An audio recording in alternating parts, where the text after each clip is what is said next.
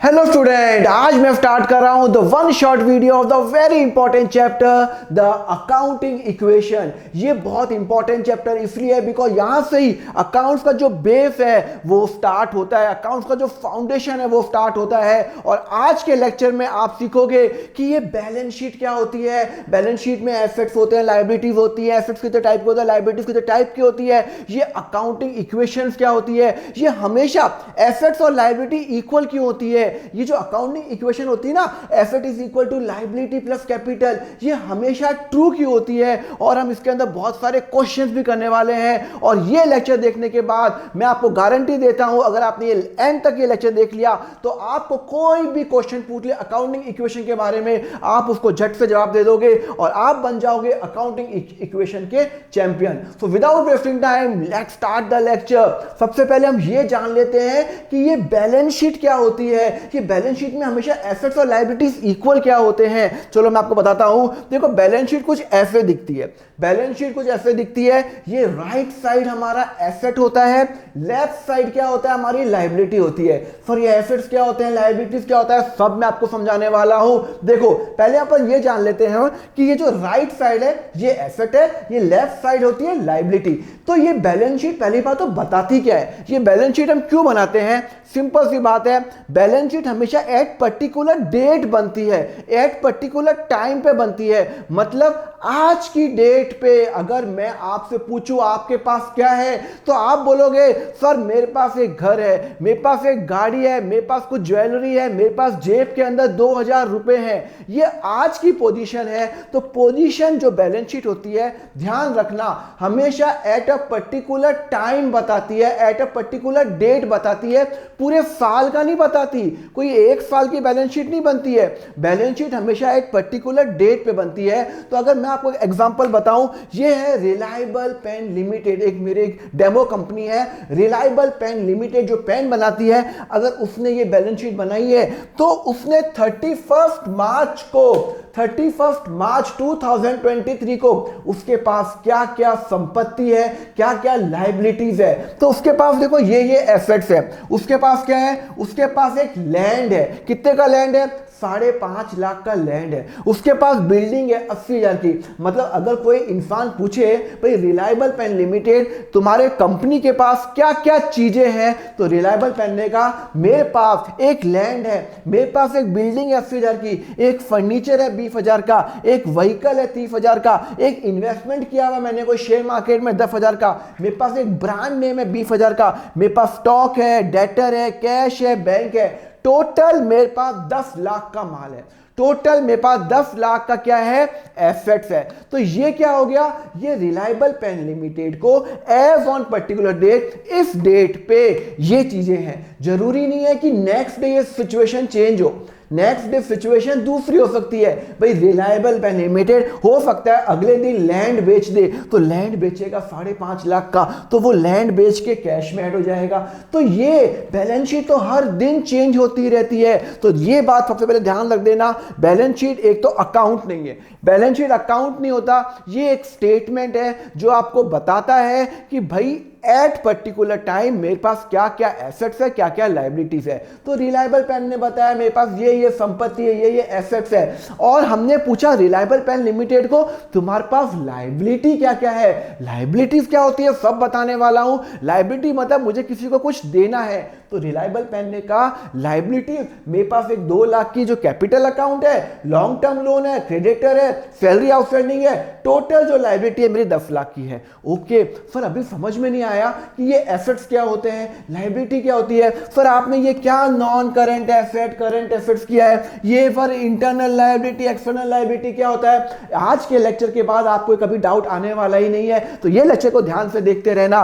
तो ये मैंने आपको बताया कि बैलेंस शीट क्या होती है। अगर आप मेरा एग्जांपल लो, सपोज करो मेरा एग्जांपल लो, आपने मुझे पूछा दीपक सर आपके पास क्या क्या है, तो मैंने बोला देखो मेरे पास, अगर मैं बोलूं एग्जांपल के लिए, मैं बोलूं मेरे पास एक लैंड है, मेरे पास एक लैंड है 4 लाख रुपए का, मैंने कहा मेरे पास एक बिल्डिंग भी है, एग्जाम्पल के लिए ले रहा हूं 2 लाख रुपए की, मेरे पास एक लैपटॉप है जिससे मैं काम करता हूं, सपोज करो 1 लाख रुपए का, मेरे पास कैश है जो मेरी जेब में पड़ा हुआ है, सपोज करो मेरे पास कैश है 50,000 रुपए का।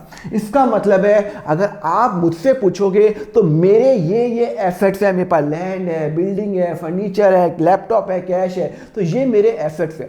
आपने मुझे पूछा सर आपकी लायबिलिटीज क्या क्या है, तो मैं बोलूंगा देखो मैंने एक बैंक से लोन लिया हुआ था, ये बिल्डिंग खरीदने के लिए मैंने बैंक से लोन लिया था, सपोज करो 2 लाख का लोन लिया हुआ था, तो मैं बोलूंगा मेरे पास एक लोन भी है 2 लाख का, मेरे पास भी है लोन भी है 2 लाख का, जो मुझे मेरी जो बैंक है जो भी है HDFC कोटक बैंक, मुझे उनको पे करना है, मुझे उनको पे करना है। मतलब आज मेरे पास ये संपत्ति है और ये लायबिलिटीज है, मुझे 2 लाख पे करना है।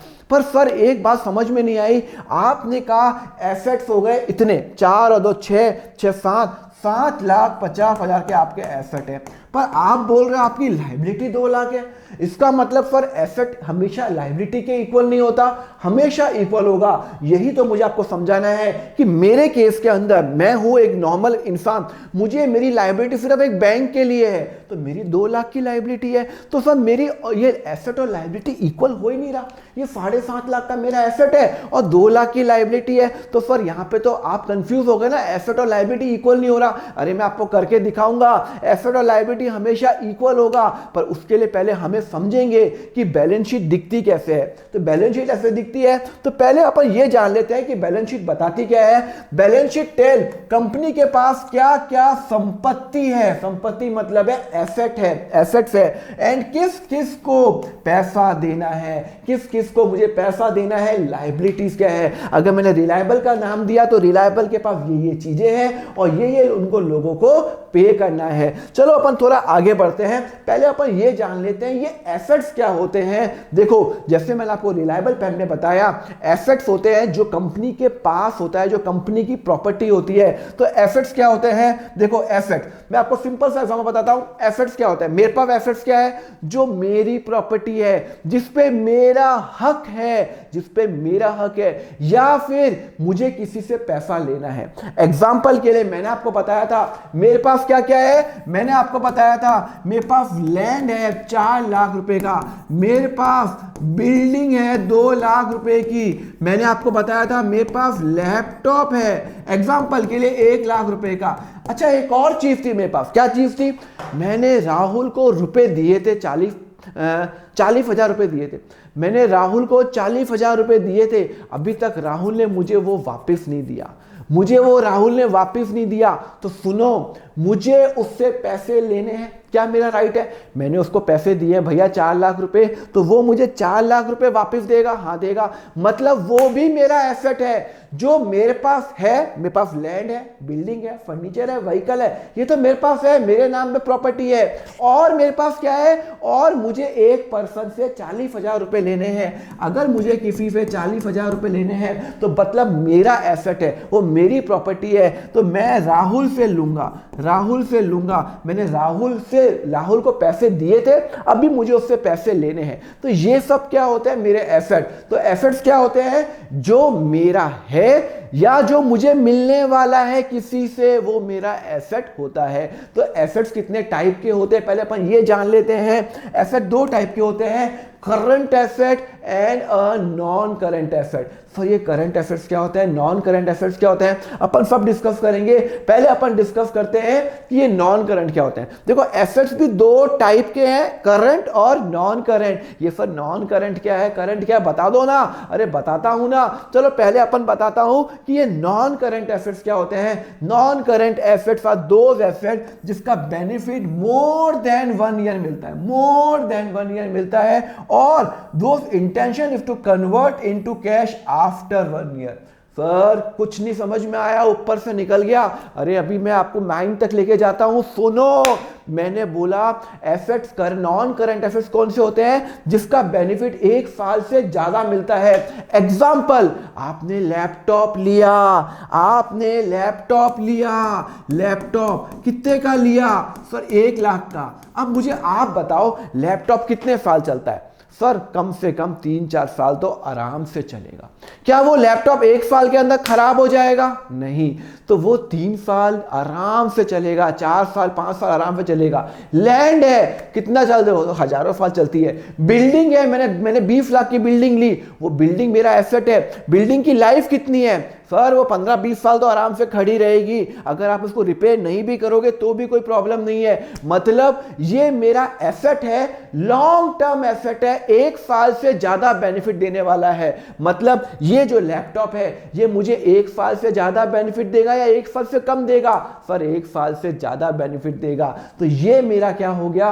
नॉन करंट एसेट्स हो गया। तो फटाफट मेरे पास रिपीट करो, नॉन करंट एसेट वो एसेट्स होते हैं जो मुझे बेनिफिट 1 साल के बाद भी देते हैं, मोर देन 1 ईयर, 1 और मोर देन 1 ईयर तक अगर मुझे कोई बेनिफिट देता है तो वो मेरा लॉन्ग टर्म एसेट है। अगर मैं आप उसका एग्जांपल बताऊं, चलो पहले मैं आपको ये बता रहा था, लैंड हो गया, बिल्डिंग हो गया, फर्नीचर हो गया। अरे फर्नीचर खरीदा मैंने अपने ऑफिस में, एक सोफा लगाया चकाचक 1 लाख रुपए का, वो सोफा क्या 1 साल में खराब हो जाएगा? नहीं सर, 1 साल से ज्यादा चलेगा। तो वो मेरा क्या हो गया? नॉन करंट एसेट हो गया, जिसका बेनिफिट मुझे 1 साल से ज्यादा मिलने वाला है और जिसका इंटेंशन है मेरा कि भाई मैं 1 साल तक तो बेचूंगा नहीं। मैंने सोफा खरीदा, मेरा इंटेंशन है कि ये सोफा ना मैं अगले 2-3 साल बेचूंगा नहीं। मेरा इंटेंशन भी इंपॉर्टेंट है और उसकी लाइफ भी इंपॉर्टेंट है। समझ में आया या कंसेप्ट समझ में नहीं आया?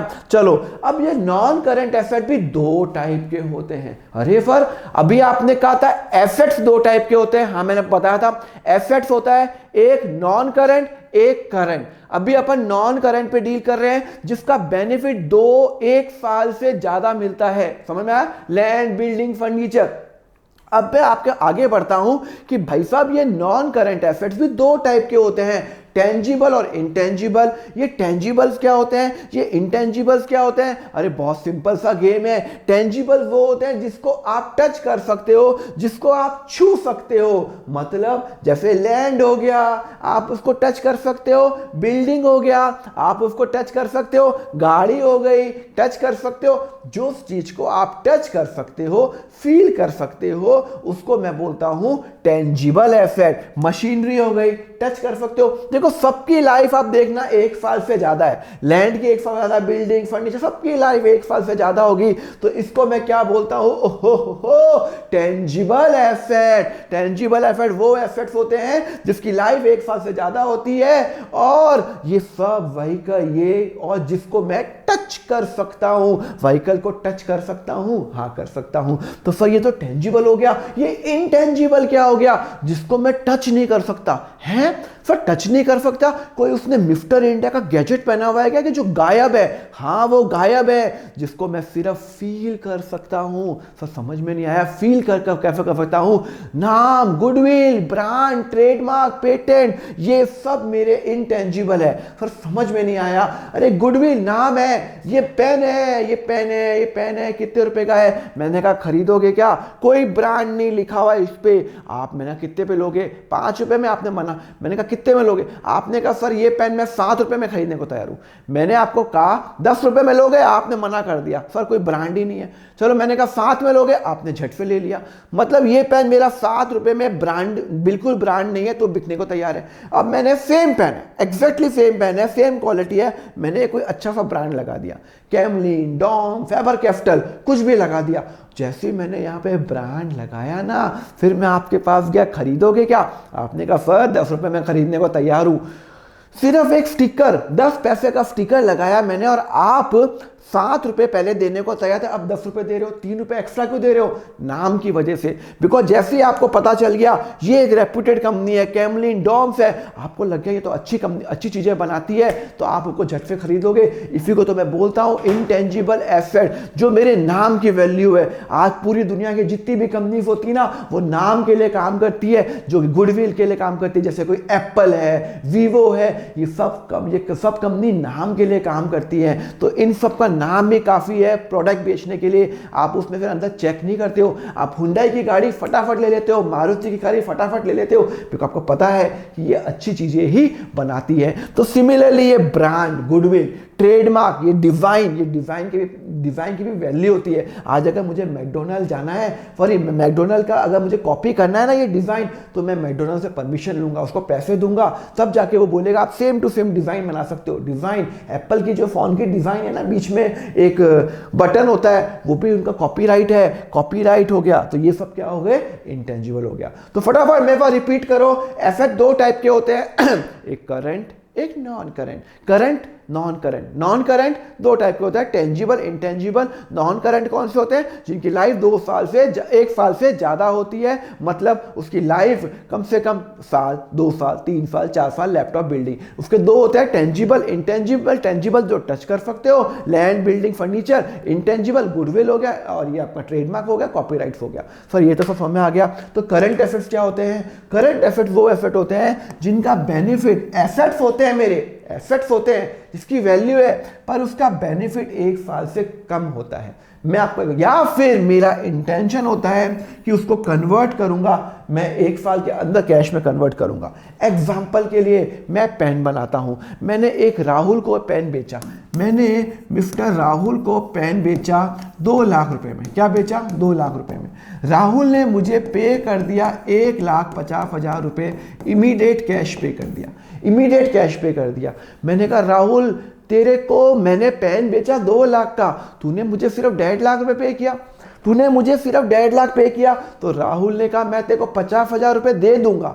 अब आप मुझे बताओ, नॉर्मल बिजनेस के अंदर नॉर्मल बिजनेस के अंदर ये 50,000 रुपए मुझे कब तक मिल जाने चाहिए सर? 2 दिन, 5 दिन, 10 दिन, 1 महीना, 2 महीना, मैक्सिमम 1 साल। यार जब मैं कोई बिजनेस कर रहा हूं, धंधा कर रहा हूं, तो मैं जब किसी को सामान बेचता हूं तो मैं एक्सपेक्ट करता हूं कि ये पैसा मुझे अगले 1 साल के अंदर मिल ही जाएगा, अगले महीने, 2 महीने, 15 दिन में मिल जाएगा। तो जब भी आप कोई दुकान पे जाते हो तो आप बोलते हो मैं आपको कल पे कर दूंगा, परसों पे कर दूंगा, ऐसे थोड़ी बोलते हो साल भर बाद पे करूंगा। नहीं, मेरा इंटेंशन है कि मैंने सामान बेचा तो मुझे ये जो पैसा है, या ये जो मुझे पैसा है, ये मुझे अगले 1 साल के अंदर मिलने वाला है। इसको मैं बोलता हूं करंट एसेट। तो करंट एसेट वो एसेट होते हैं जो मुझे 1 साल के अंदर कैश में कन्वर्ट होता है। दूसरा एग्जांपल, मेरे पास जेब में कैश है, तो हमेशा ध्यान रखना कैश की वैल्यू तो हमेशा रहती है, पर कैश करंट एसेट्स इसलिए है बिकॉज वो मैं उसके बदले कुछ भी एक नया एसेट ले सकता हूं। उसको मैंने कैश में ही कन्वर्ट किया हुआ 1 साल में, तो कैश है या मेरे बैंक में जो पैसा पड़ा हुआ है, एफडी बनी हुई है, वो सब मेरा क्या है, करंट एसेट है। बिकॉज उसको मैं कैश 1 साल के अंदर मैं उसको कन्वर्ट कर सकता हूं। समझ में आया? तो ध्यान रखना, cash is always a current asset and stock जो मेरा मैं अगर पेन बनाता हूं, मैंने 1000 पेन बनाए, 600 पेन बिक गए। मैंने 1000 पेन बनाए, 600 पेन बिक गए, 400 अभी भी बिकने बाकी हैं। 400 मेरे पेन दुकान पे पड़े हुए हैं, मेरी दुकान पे पड़े हुए हैं। 1000 पेन बनाए, 600 बिक गए, मार्केट ने बेच दिया, 400 अभी भी बाकी है। तो ये जो 400 बाकी है, जो मेरे वैल्यू है, तो ये जो 400 है, ये मेरा करंट है, करंट एसेट है। एसेट तो है ना भाई, मैंने पेन बना दिए तो मेरी दुकान पे पड़े हुए हैं, एसेट तो है ही।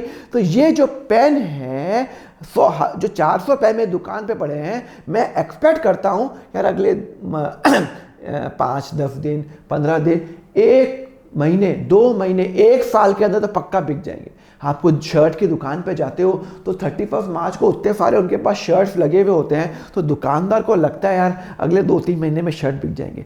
2-3 महीने छोड़ो, 8 महीने, 9 महीने, 10 महीने, 12 महीने में बिक जाएंगे। उसका इंटेंशन क्यों है? उसका इंटेंशन है कि मैं उसको 1 साल के अंदर बेच दूंगा। तो वो मेरा क्या हो गया, करंट एसेट्स हो गया। जैसे कि एग्जांपल लिया मैंने, cash, bank, short term investment, मैंने रिलायंस में इन्वेस्ट किया, मुझे 1 साल के अंदर पैसा कन्वर्ट करना है। डेटर, मुझे किसी पे पैसा लेना है फॉर डेटर, एंड स्टॉक, ये सब क्या है, मेरे करंट एसेट्स होते हैं। बिकॉज इसका मेरा इंटेंशन है कैश में कन्वर्ट करूंगा 1 साल के अंदर। ठीक है, अगर अभी तक समझ में आया तो फटाफट टेस्ट ले लूं क्या? चलो मुझे बताओ, कैश क्या है, current, non current? Sir cash current हो गया। बिल्डिंग क्या है? बिल्डिंग की लाइफ 1 साल से ज्यादा होती है, नॉन करंट। फर्नीचर की लाइफ 1 साल से ज्यादा होती है, नॉन करंट। डेटर, मुझे किसी पे पैसे लेने, सामान बेचा, पैसे लेने, 1 साल के अंदर लूंगा ना पैसे, करंट। बैंक बैलेंस हमेशा करंट, बैंक तो कैश ही है, कैश ही का कन्वर्ट होगा। Vehicle, non current. क्यों सर? व्हीकल की लाइफ 1 साल से ज़्यादा होती है। क्लियर है? तो ये रिलायबल पेन लिमिटेड है, ये बैलेंस शीट है। इस बैलेंस शीट के अंदर मैंने आपको बता दिया नॉन करंट एसेट्स क्या होते हैं, करंट एसेट्स क्या होते हैं। Non current land, building, furniture, vehicle, investment. Current में स्टॉक, कैश। स्टॉक मतलब जो मेरा सामान दुकान में पड़ा हुआ है, कैश, बैंक और डेटर, ये मेरा ये हो गया। अब हम डील करेंगे भाई साहब ये लायबिलिटीज क्या होती है, जिसको मैं हिंदी में बोलता हूं देनदारी। ये देनदारी क्या होती है? देखो ये लायबिलिटी वो अमाउंट होता है जो मुझे किसी को पे करना है, मतलब मेरी लायबिलिटी है। अगर मैं आपको सिंपल एग्जांपल दूं, सपोज करो मैंने एक बैंक से लोन लिया, मैंने बैंक से लोन लिया 2 लाख रुपए का। तो इसका मतलब है सपोज करो मैंने एचडीएफसी बैंक से 2 लाख रुपए का लोन लिया।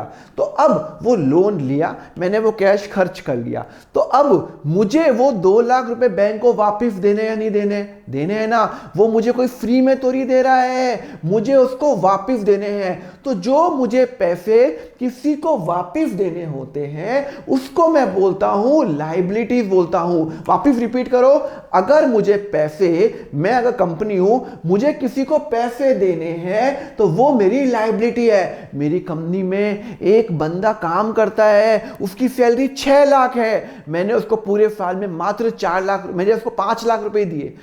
6 लाख सैलरी है, मैंने 5 लाख दिए। मैंने एम्प्लॉय को बोला देख मेरे पास अभी 1 लाख रुपए नहीं है, देखो मैं बाद में पे कर दूं। एम्प्लॉय ने कहा सर कोई प्रॉब्लम नहीं है। तो ये जो 1 लाख रुपए है ना, ये मेरी लायबिलिटी है, मुझे उस एम्प्लॉय को 1 लाख रुपए पे करने हैं। तो वो क्या हो गई? लायबिलिटी। तो लायबिलिटी वो अमाउंट होता है जो मुझे किसी को पे करना है। तो liability mean the amount owned payable by the business to the other is known as a liability. अब ये देखो, ये अगर रिलायबल पेन की बात करूं तो रिलायबल पेन की लायबिलिटीज क्या है? एक है ये सर इंटरनल लायबिलिटी, एक एक्सटर्नल लायबिलिटी। दोनों में फर्क क्या है सब समझाने वाला हूं, चिंता मत करो। इंटरनल लायबिलिटी 2 लाख की है, एक्सटर्नल में इस कंपनी ने 5 लाख का एक लोन लिया हुआ है, 2,70,000 क्रेडिटर्स को पे करने हैं और किसी को सैलरी पे करनी 30, तो टोटल उसको 10 लाख रुपए पे करने हैं। मतलब देखो इस रिलायबल पेन के पास टोटल एसेट 10 लाख के हैं और लोगों को जो पे करना है, एक तो इंटरनल लायबिलिटी, एक एक्सटर्नल, 5 लाख का लोन, सैलरी, ये अपना क्रेडिटर्स और ये कैपिटल अकाउंट। तो सर ये हो गई टोटल लायबिलिटी। पर सर ये इंटरनल लायबिलिटी, एक्सटर्नल लायबिलिटी क्या होती है बताता हूं ना। तो लायबिलिटीज 2 टाइप की होती हैं, एक होती है इंटरनल, एक होती है एक्सटर्नल। सर इंटरनल क्या हो गया, एक्सटर्नल क्या हो गया? चलो मैं आपको समझाता हूं। देखो इंटरनल लायबिलिटी वो, मैं आपको सिंपल एग्जांपल देकर समझाता हूं। ये मेरा बिजनेस है, ये मेरा बिजनेस है। मिस्टर अमित ने एक बिजनेस चालू किया, उस अमित ने बिजनेस में 5 लाख रुपए डाले और उस बिजनेस का नाम रखा Reliable pen Limited. Reliable pen Limited. अब आप अकाउंटिंग किसकी कर रहे हो? आप अकाउंटिंग किसकी कर रहे हो? अमित की कर रहे हो, रिलायबल पेन की? आप अकाउंटिंग बिजनेस की कर रहे हो। तो सुनो, मैं हूं बिजनेस, मुझे 5 लाख रुपए मेरे मालिक ने, मेरे ओनर ने 5 लाख रुपए डाले, जो कि मेरे बिजनेस का 100% मालिक है, 100% मालिक है। मतलब मेरे बिजनेस का मालिक कौन है? मिस्टर अमित। तो ये मुझे, मैं हूं बिजनेस, कल अगर मैं बिजनेस बंद करता हूं, रिलायबल पेन लिमिटेड का एंगल सोचो, अगर रिलायबल पेन लिमिटेड कल बंद होता है तो उसको ये 5 लाख रुपए वापस अपने मालिक को देने या नहीं देने हैं? देने हैं ना। तो ये हो गई इंटरनल लायबिलिटी, जो कि मेरा इंटरनल पर्सन है। और इंटरनल पर्सन एक ही होता है, कौन होता है? कंपनी का मालिक। अगर कंपनी के 4 मालिक हैं तो 4 इंटरनल पर्सन होंगे। तो इंटरनल पर्सन का मतलब हो गया जो कंपनी का मालिक होता है उसको मुझे पे करना है। रिलायंस इंडस्ट्री को जो मुकेश अंबानी जी को पे करना है वो इंटरनल लायबिलिटी हो गई है। क्या हो गई? तो कंपनी का मालिक को जो भी पे करना है वो इंटरनल लायबिलिटी। सुनो, रिलायबल पेन के पास कितने रुपए आ गए अभी तक? सर टोटल 5 लाख रुपए आ गए। रिलायबल पेन ने कहा मुझे तो बिजनेस करने के लिए टोटल 7 लाख रुपए चाहिए। कितने रुपए चाहिए? 7 लाख रुपए चाहिए। तो उसने क्या किया? 2 लाख एचडीएफसी से लोन ले लिया, एचडीएफसी से लोन ले लिया, एचडीएफसी बैंक, कोई भी बैंक ले लो, उससे 2 लाख का लोन ले लिया। और ये 2 लाख का लोन लेके रिलायबल पेन के पास टोटल कितने रुपए हो गए सर? 7 लाख हो गए। सुनो, मैं हूँ रिलायबल पेन लिमिटेड, मेरे पास टोटल कितने हैं? 5 लाख रुपए थे, मेरे मालिक ने डाले। अब मैंने HDFC से भी 2 लाख रुपए लिए, तो ये जो HDFC से जो मैंने 2 लाख रुपए लिए, ये मेरा आउटसाइड पर्सन है, ये मेरा आउटसाइड पर्सन है, ये मेरा थर्ड पार्टी है, ये मेरा मालिक नहीं है। सर ये मालिक क्यों नहीं है? जब अमित मालिक हो, पता ये क्यों नहीं मालिक है? मालिक कौन होता है? ओनर कौन होता है? ओनर वो होता है जिसका प्रॉफिट, जिसका नुकसान। अगर कल रिलायबल पेन लिमिटेड 1 करोड़ कमाती है, बिजनेस में फायदा करती है, तो पूरा का पूरा 1 करोड़ अमित का। HDFC बैंक को तो सिर्फ इंटरेस्ट मिलेगा, उसने 2 लाख रुपए दिए, 2 लाख पे इंटरेस्ट 10%, 20,000 रुपए। बस मैं कमाऊं या नहीं कमाऊं, बैंक को सिर्फ इंटरेस्ट चाहिए। फायदा किसका? इसका। कल मेरे बिजनेस को नुकसान होता है 50 लाख का, कौन भरेगा? अमित भरेगा। तो जो भी मेरा फायदा अमित, जो भी मेरा नुकसान अमित, इसका मतलब है ये इंटरनल लायबिलिटी होगी। ओनर हो गया, बिजनेस का मालिक हो गया, और ये बिजनेस का मालिक नहीं है। HDFC बैंक बिजनेस का मालिक नहीं है, उसको तो सिर्फ इंटरेस्ट से मतलब है, तो ये थर्ड पार्टी हो गया। और इसको मैं बोलता हूं, अरे बाबा, एक्सटर्नल लायबिलिटी। तो ये मेरे इंटरनल, जो मेरे बिजनेस के मालिक को होता है, उसको इंटरनल बोलता हूं। और इंटरनल लायबिलिटीज को मैं और एक वर्ड यूज करता हूं, कैपिटल अकाउंट। कैपिटल अकाउंट, तो जहां पे कैपिटल अकाउंट आ गया, इसका मतलब समझ लो वो बिजनेस का मालिक है, वो बिजनेस का मालिक है। तो मालिक के लिए, जो बिजनेस का ओनर होता है, उसके लिए मैं यूज करता हूं कैपिटल अकाउंट, और वो इंटरनल लायबिलिटी हो गई। तो internal liability, liability toward the owner of the business. Reliance limited अगर मुकेश अंबानी जी को जो भी पे करेगा, जो भी उसको पे करना है, उसको मैं बोलता हूं इंटरनल लायबिलिटी। वो ओनर है, मालिक है, और उसको मैं नाम देता हूं कैपिटल अकाउंट, नाम देता हूं। समझ में आया नहीं आया? तो कैपिटल अकाउंट किसके लिए यूज होता है? ध्यान रखना, हमेशा मालिक के लिए। ओके, तो मैंने अगर आपको एग्जांपल दिया, तो मेरे एग्जांपल में वो एग्जांपल भूल जाओ। ये रिलायबल पेन लिमिटेड के एंगल से अमित को 2 लाख रुपए देने हैं, अमित को 2 लाख देने हैं। मैंने एग्जांपल 5 लाख का दिया था, यहां 2 लाख का ले लो। चलो, तो यहां पे अमित को 2 लाख रुपए देने हैं, तो वो इंटरनल लायबिलिटी हो गई। इंटरनल मतलब जो कंपनी के मालिक को देना है, मालिक मतलब जो कंपनी के बिजनेस को देना है, वो 2 लाख रुपए, तो वो इंटरनल लायबिलिटी हो गई। समझ में आ गया? कंसेप्ट बैठ गया दिमाग में? ऊपर से तो नहीं गया? चलो, तो ये एक्सटर्नल क्या होता है? मालिक को छोड़ के बाकी सब लोग, ओनर को छोड़ के बाकी सब लोग मेरे एक्सटर्नल। मुझे किसी और लोग को पे करना है, सिक्योरिटी गार्ड को पे करना है, एक्सटर्नल लायबिलिटी। मैंने बैंक से लोन दिया, एक्सटर्नल लायबिलिटी। सारी की मुझे क्रेडिटर्स को पे करना है, एक्सटर्नल लायबिलिटी। तो एक्सटर्नल लायबिलिटी क्या होती है? External liabilities are the liability which is payable to an outside person. Outside person, उसको मैं बोलता हूं एक्सटर्नल। तो सपोज करो कि मैंने बैंक से लोन लिया 10 लाख का, तो भैया मुझे बैंक को देने एक्सटर्नल लायबिलिटी। मैंने किसी बंदे को सैलरी पे करनी है, एम्प्लॉय मेरा इंटरनल बंदा नहीं है, मेरे कंपनी को फायदा होगा नुकसान होगा, एम्प्लॉय को तो सिर्फ सैलरी मिलने वाली है, फायदा नुकसान, सिंपल सा बात है। जिसको फायदा, जिसको नुकसान मिलता है, वो मेरा ओनर होता है, बाकी सब एक्सटर्नल लायबिलिटी हो गई। क्लियर है? अब एक्सटर्नल लायबिलिटी भी 2 टाइप की होती है, इंटरनल और सॉरी अपने ये करंट और नॉन करंट। फिर ये करंट क्या होता है, नॉन करंट क्या होता है? चलो डील करते हैं ना। नॉन करंट लायबिलिटी पहले डील करते हैं। नॉन करंट लायबिलिटी, लायबिलिटी क्यों यूज किया? External liability. ध्यान रखना, अब अपन लायबिलिटीज को एक्सटर्नल लायबिलिटी को एक मानेंगे, थोड़ी देर में आपको बताऊंगा मैं। नॉन करंट लायबिलिटी वो लायबिलिटी होती है जो मुझे 1 साल के बाद पे करनी है। मतलब अरे बहुत ही सिंपल कंसेप्ट है। मैंने एक लोन लिया HDFC बैंक से, सपोज करो मैंने लोन लिया 10 लाख का, 10 लाख का लोन लिया, और मैंने बोला HDFC बैंक बताओ मुझे ये लोन आपको वापस कब देना है? HDFC बैंक ने कहा यार तुम लोन आराम से 4 साल 5 साल बाद दे देना। मैंने कहा ठीक है। तो आज की डेट पे, आज क्या डेट चल रही है? 31 मार्च 2023। मेरी बुक्स में मुझे ये पैसा अगले 1 साल में देना है क्या?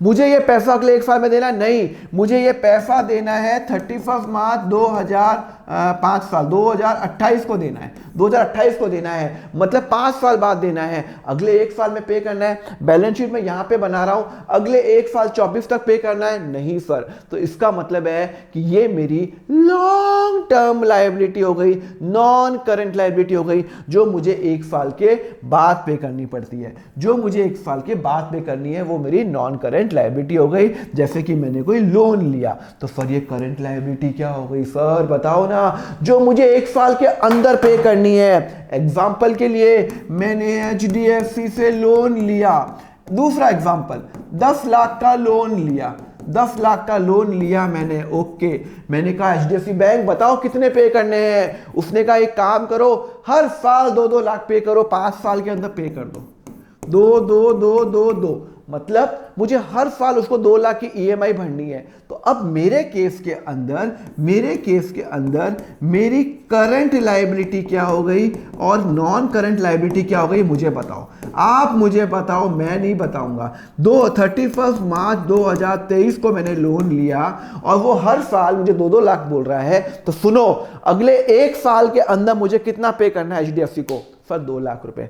अगले 1 साल में मुझे 2 लाख पे करना है और 1 साल के बाद कितना पे करना है, सर 8 लाख रुपए। तो ये नॉन करंट हो गई, जो 1 साल के बाद पे करनी है, जो 1 साल के अंदर पे करनी है, उसको मैं बोलता हूं ओहो 2 लाख रुपए। तो करंट और नॉन करंट में समझ में आया या नहीं आया? अगले 1 साल में 2 लाख, अगले 1 साल के बाद 8 लाख जो पे करना है, वो मेरा नॉन करंट लायबिलिटी होगी। मेरे एम्प्लॉय ने काम किया, मेरे यहाँ पे 6 लाख रुपए सैलरी है, मैंने उसको 5 लाख ही दिया, तो 1 लाख रुपए टेक्निकली ड्यू हो गए, नहीं हो गए, ड्यू हो गए। आज मुझे उसने मेरे 12 महीने काम किया, तो मुझे पे तो करना पड़ेगा।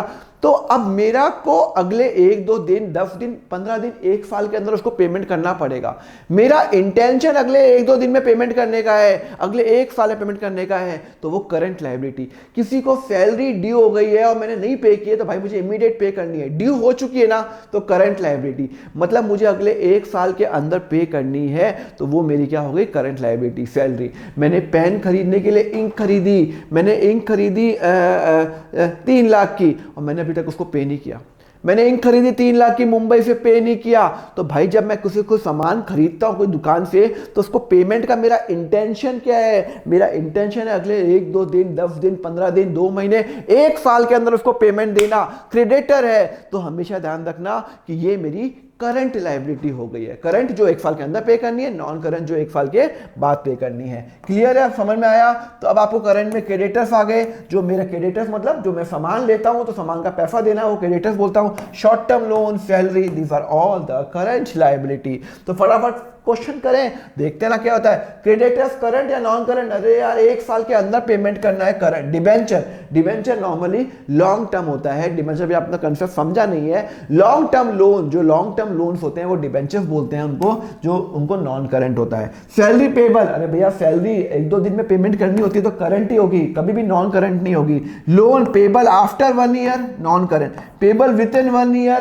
करंट। 1 साल के अंदर पेमेंट करनी, करंट। 1 साल के बाद पे करनी तो नॉन करंट। क्लियर है? तो ये हो गई। चलो अब आपको बैलेंस शीट तो आ गई। अभी अब आप मन में सोचोगे तो ये चैप्टर तो अकाउंटिंग इक्वेशन का है, आप बैलेंस शीट पे कहां गए? अरे पहले बैलेंस शीट का बेस समझोगे तो ही तो आगे बढ़ोगे। तो चलो बैलेंस शीट का बेस तो अपन ने समझ लिया, तो एक बैलेंस शीट फटाफट बना लें क्या? चलो बनाते हैं। 1-2 बैलेंस शीट मैं आपको फटाफट बनाऊंगा। ये पोजीशन दे रखी है रिलायबल पेन लिमिटेड की, वो बोलता है कि बैलेंस शीट बनाओ। चलो भाई अपन बैलेंस शीट बना देते हैं। ये रही मेरी बैलेंस शीट। अब आप इसके अंदर प्रो हो चुके हो, प्रो एज एट कब है? 31/3/2023, ठीक है ना? ओके, ध्यान रखना यहां पे एसेट्स आएगा और यहां पे लायबिलिटी आएगा, ये बात हमेशा ध्यान रखना। ये राइट साइड में एसेट, लेफ्ट साइड में लायबिलिटी, ठीक है? चलो कैश, कैश कहां जाएगा? 1 मिनट ठहरो, इसमें नॉन करंट करंट भी करें अपन। चलो कैश को अपन एक काम करते हैं, यहां पे लिखते हैं नॉन करंट, ठीक है ना? चलो करंट। अब तो आपको सब समझ में आ गया, तो आप कर ही लोगे। और ये हो गई मेरी internal liability, internal liability, internal liability मतलब कैपिटल अकाउंट, और ये मेरी एक्सटर्नल। अब आप मुझे बताओ क्या? अब आपको प्रो हो गए उसके अंदर। चलो चलो, कैश हमेशा करंट होगा, हमेशा करंट होगा। कितना? 20,000 रुपए लिखा ना 20,000। बैंक हमेशा करंट होगा, बैंक मतलब मेरा ये कैश में कन्वर्ट हो सकता है 1 साल के अंदर। यस, बैंक को पैसा कन्वर्ट करवाता हूँ 1 साल के अंदर। फर्नीचर की लाइफ 1 साल से ज्यादा होती है। हाँ सर, तो ये कहाँ हो जाएगा आपका, यहाँ पे आ जाएगा। कहाँ पे आ जाएगा, नॉन करंट। डेटर कौन होता है, जिससे मुझे पैसे लेने होते हैं। अगर मुझे किसी से कोई सामान बेचता हूँ, पैसे लेने होते हैं, 2 दिन 10 दिन 15 दिन में पैसे आ जाएंगे, 1 साल के अंदर पैसे आ जाएंगे। तो डेटर कितना है भैया, अमाउंट 10,000 रुपए। Okay sir, 1 minute.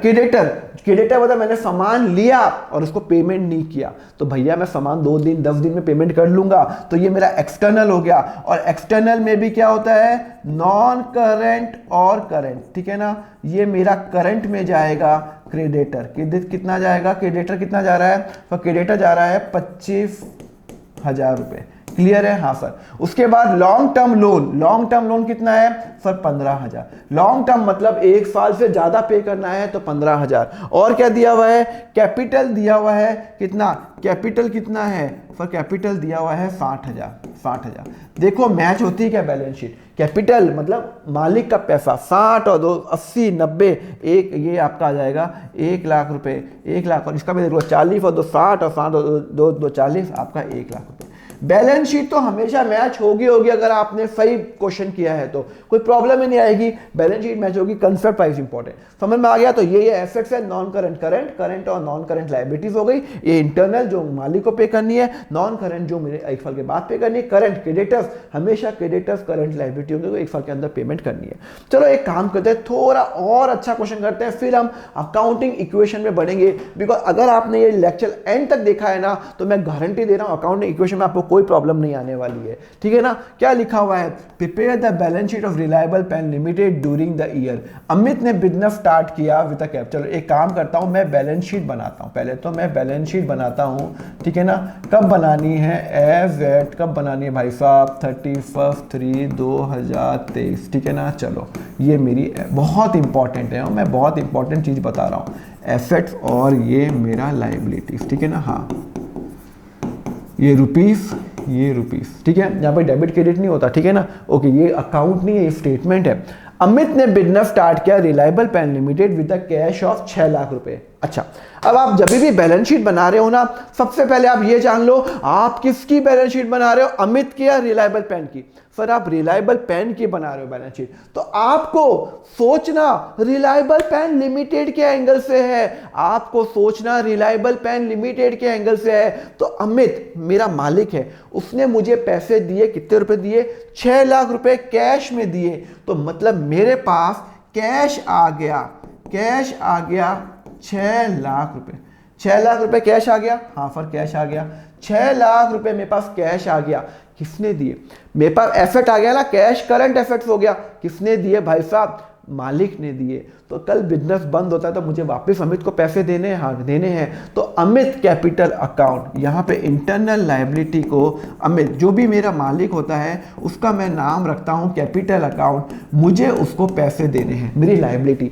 मैं हूँ रिलायबल पेन, मुझे 6 लाख रुपए आ गए, मेरा क्या एसेट आ गया और मुझे अमित को पैसे देने हैं, 6 लाख रुपए वापस देने हैं। ओहो, तो मतलब वो मेरी इंटरनल लायबिलिटी हो गई है। ओके, बैलेंस शीट मैच हुई नहीं हुई, 6 लाख हुई ना मैच, पर आगे बढ़ो तो बहुत सिंपल है, आगे बढ़ते ना। 1 लाख की मशीनरी खरीदी कैश में। अब मैं हूं बिजनेस, मशीन तो बिना मशीन के बिजनेस कैसे चलेगा। मैंने एक मशीनरी खरीदी, एक दुकान गया, मशीनरी खरीदी, कैश में पेमेंट कर दिया। सुनो, 1 लाख की मशीनरी खरीदी, हाँ तो मशीनरी मेरा एसेट है या नहीं है, हाँ है ना। मशीन खरीदी, साल भर से ज्यादा लाइफ है, मेरी प्रॉपर्टी, मेरी संपत्ति है। तो मैंने एक मशीनरी खरीदी, कितने की खरीदी, 1 लाख रुपए की। सुनो, मैंने मशीनरी खरीदी तो भाई साहब मैंने फ्री में खरीदी का, लिखा हुआ है मैंने उसको कैश में पे किया, मतलब मैंने मशीनरी खरीदी और उसको 1 लाख का रोकड़ा दे दिया। तो 1 लाख कैश दिया तो मेरा 1 लाख कैश कम हो जाएगा ना। मेरा ये 1 लाख कैश कम नहीं होगा क्या, 1 लाख से मेरा कैश कम होगा या नहीं होगा। पहले मेरे पास 6 लाख रुपए थे बिजनेस के पास, 1 लाख मैंने मशीनरी खरीद ली, तो अब मेरे पास कैश कितना हो गया, कितना हो गया, 6 लाख से 1 लाख कम हो गया ना, क्योंकि 1 लाख की मशीन ही खरीदी, 1 लाख का कैश दे दिया। तो अब मेरे पास कैश कितना हो गया, अब मेरे पास कैश हो गया 5 लाख रुपए। कितना हो गया, 5 लाख रुपए, क्योंकि पहले 6 लाख कैश था, अब 1 लाख दे दिया, 5 लाख। देखो बैलेंस शीट मैच हो रही है क्या, टोटल 6 लाख। अरे फर मजेदार बैलेंस शीट मैच हो रही है, 6 लाख। सर ये तो बहुत सिंपल है। अरे आगे बढ़ते देखते ना, purchase vehicle of 4 lakh on credit from Maruti. अच्छा, मैंने व्हीकल खरीदा, एक मस्त आलीशान गाड़ी खरीदी बिजनेस के लिए, क्लाइंट्स को घुमाऊंगा, और मैंने एक अच्छी खरीदी। फर व्हीकल 4 लाख में कौन सी फर अच्छी गाड़ी आती है, अरे आ जाती है यार, ठीक है ना। 4 लाख की मैंने गाड़ी खरीदी, ओके। अब मुझे बताओ, ये जो 4 लाख की जो मैंने गाड़ी खरीदी, क्या मैंने उसको पैसे दिए क्या मैंने उसको पैसे दिए क्या? सर 1 मिनट, मैंने उसको पैसे नहीं दिए। कहाँ गया, मैंने उसको पैसे नहीं दिए। अच्छा, तो पैसे नहीं दिए तो सर ये तो बड़ी गड़बड़ हो गई। 4 लाख का मेरे पास एसेट आ गया, लॉन्ग टर्म एसेट आ गया 4 लाख का, तो 4 लाख और ये 5 लाख और ये 5 लाख, टोटल सर 10 लाख का माल हो गया, टोटल 10 लाख का माल हो गया। हाँ, और फिर यहाँ पे तो 6 लाख रुपए आ रहा है, ये तो गड़बड़ हो गई। आपने एक व्हीकल खरीदा मारुति से 4 लाख रुपए का, मेरे पास एसेट आ गया, पर मैंने उसको भाई साहब जी को पे नहीं किया, कैश तो मेरा माइनस हुआ ही नहीं। जब मैंने पे नहीं किया तो कैश 5 लाख यूं का यूं पड़ा हुआ है, तो फिर बैलेंस शीट तो मैच ही नहीं हो रही है। यहाँ पे 10 लाख, यहाँ पे 6 लाख, सर यहाँ पे आप गलत कर गए। गलत कर गया ना, मैं बता रहा हूँ गलत कर गया। क्या गलत कर गया? मैंने क्रेडिट से खरीदी, मतलब मुझे मारुति को 4 लाख रुपए देने हैं, मुझे मारुति को 4 लाख रुपए देने हैं। मारुति ने क्या फ्री फंड में दिए क्या मुझे? उसने मुझे 4 लाख रुपए बाद में लेगा। तो सुनो, मुझे 4 लाख रुपए मारुति को देने हैं, तो इसका मतलब है मुझे अगर 4 लाख रुपए मारुति को देने हैं तो मेरी लायबिलिटी है, आउटसाइड लायबिलिटी, कि मुझे मारुति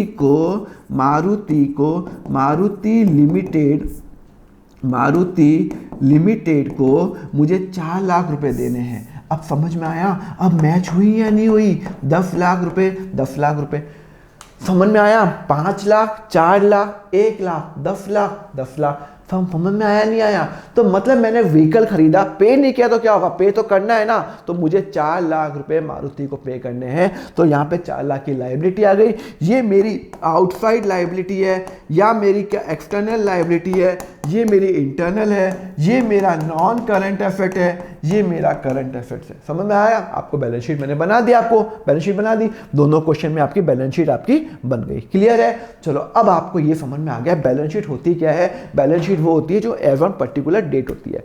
अब हम आते हैं the very very important topic, भैया ये अकाउंटिंग इक्वेशन क्या होता है? ये accounting equation asset is equal to liability plus capital. अभी तो आपने कहा था asset is equal to liability, कि नई इक्वेशन कहां से आ गई? Asset is liability capital. चलो मैं आपको समझाता हूं, how asset is equal to liability plus capital.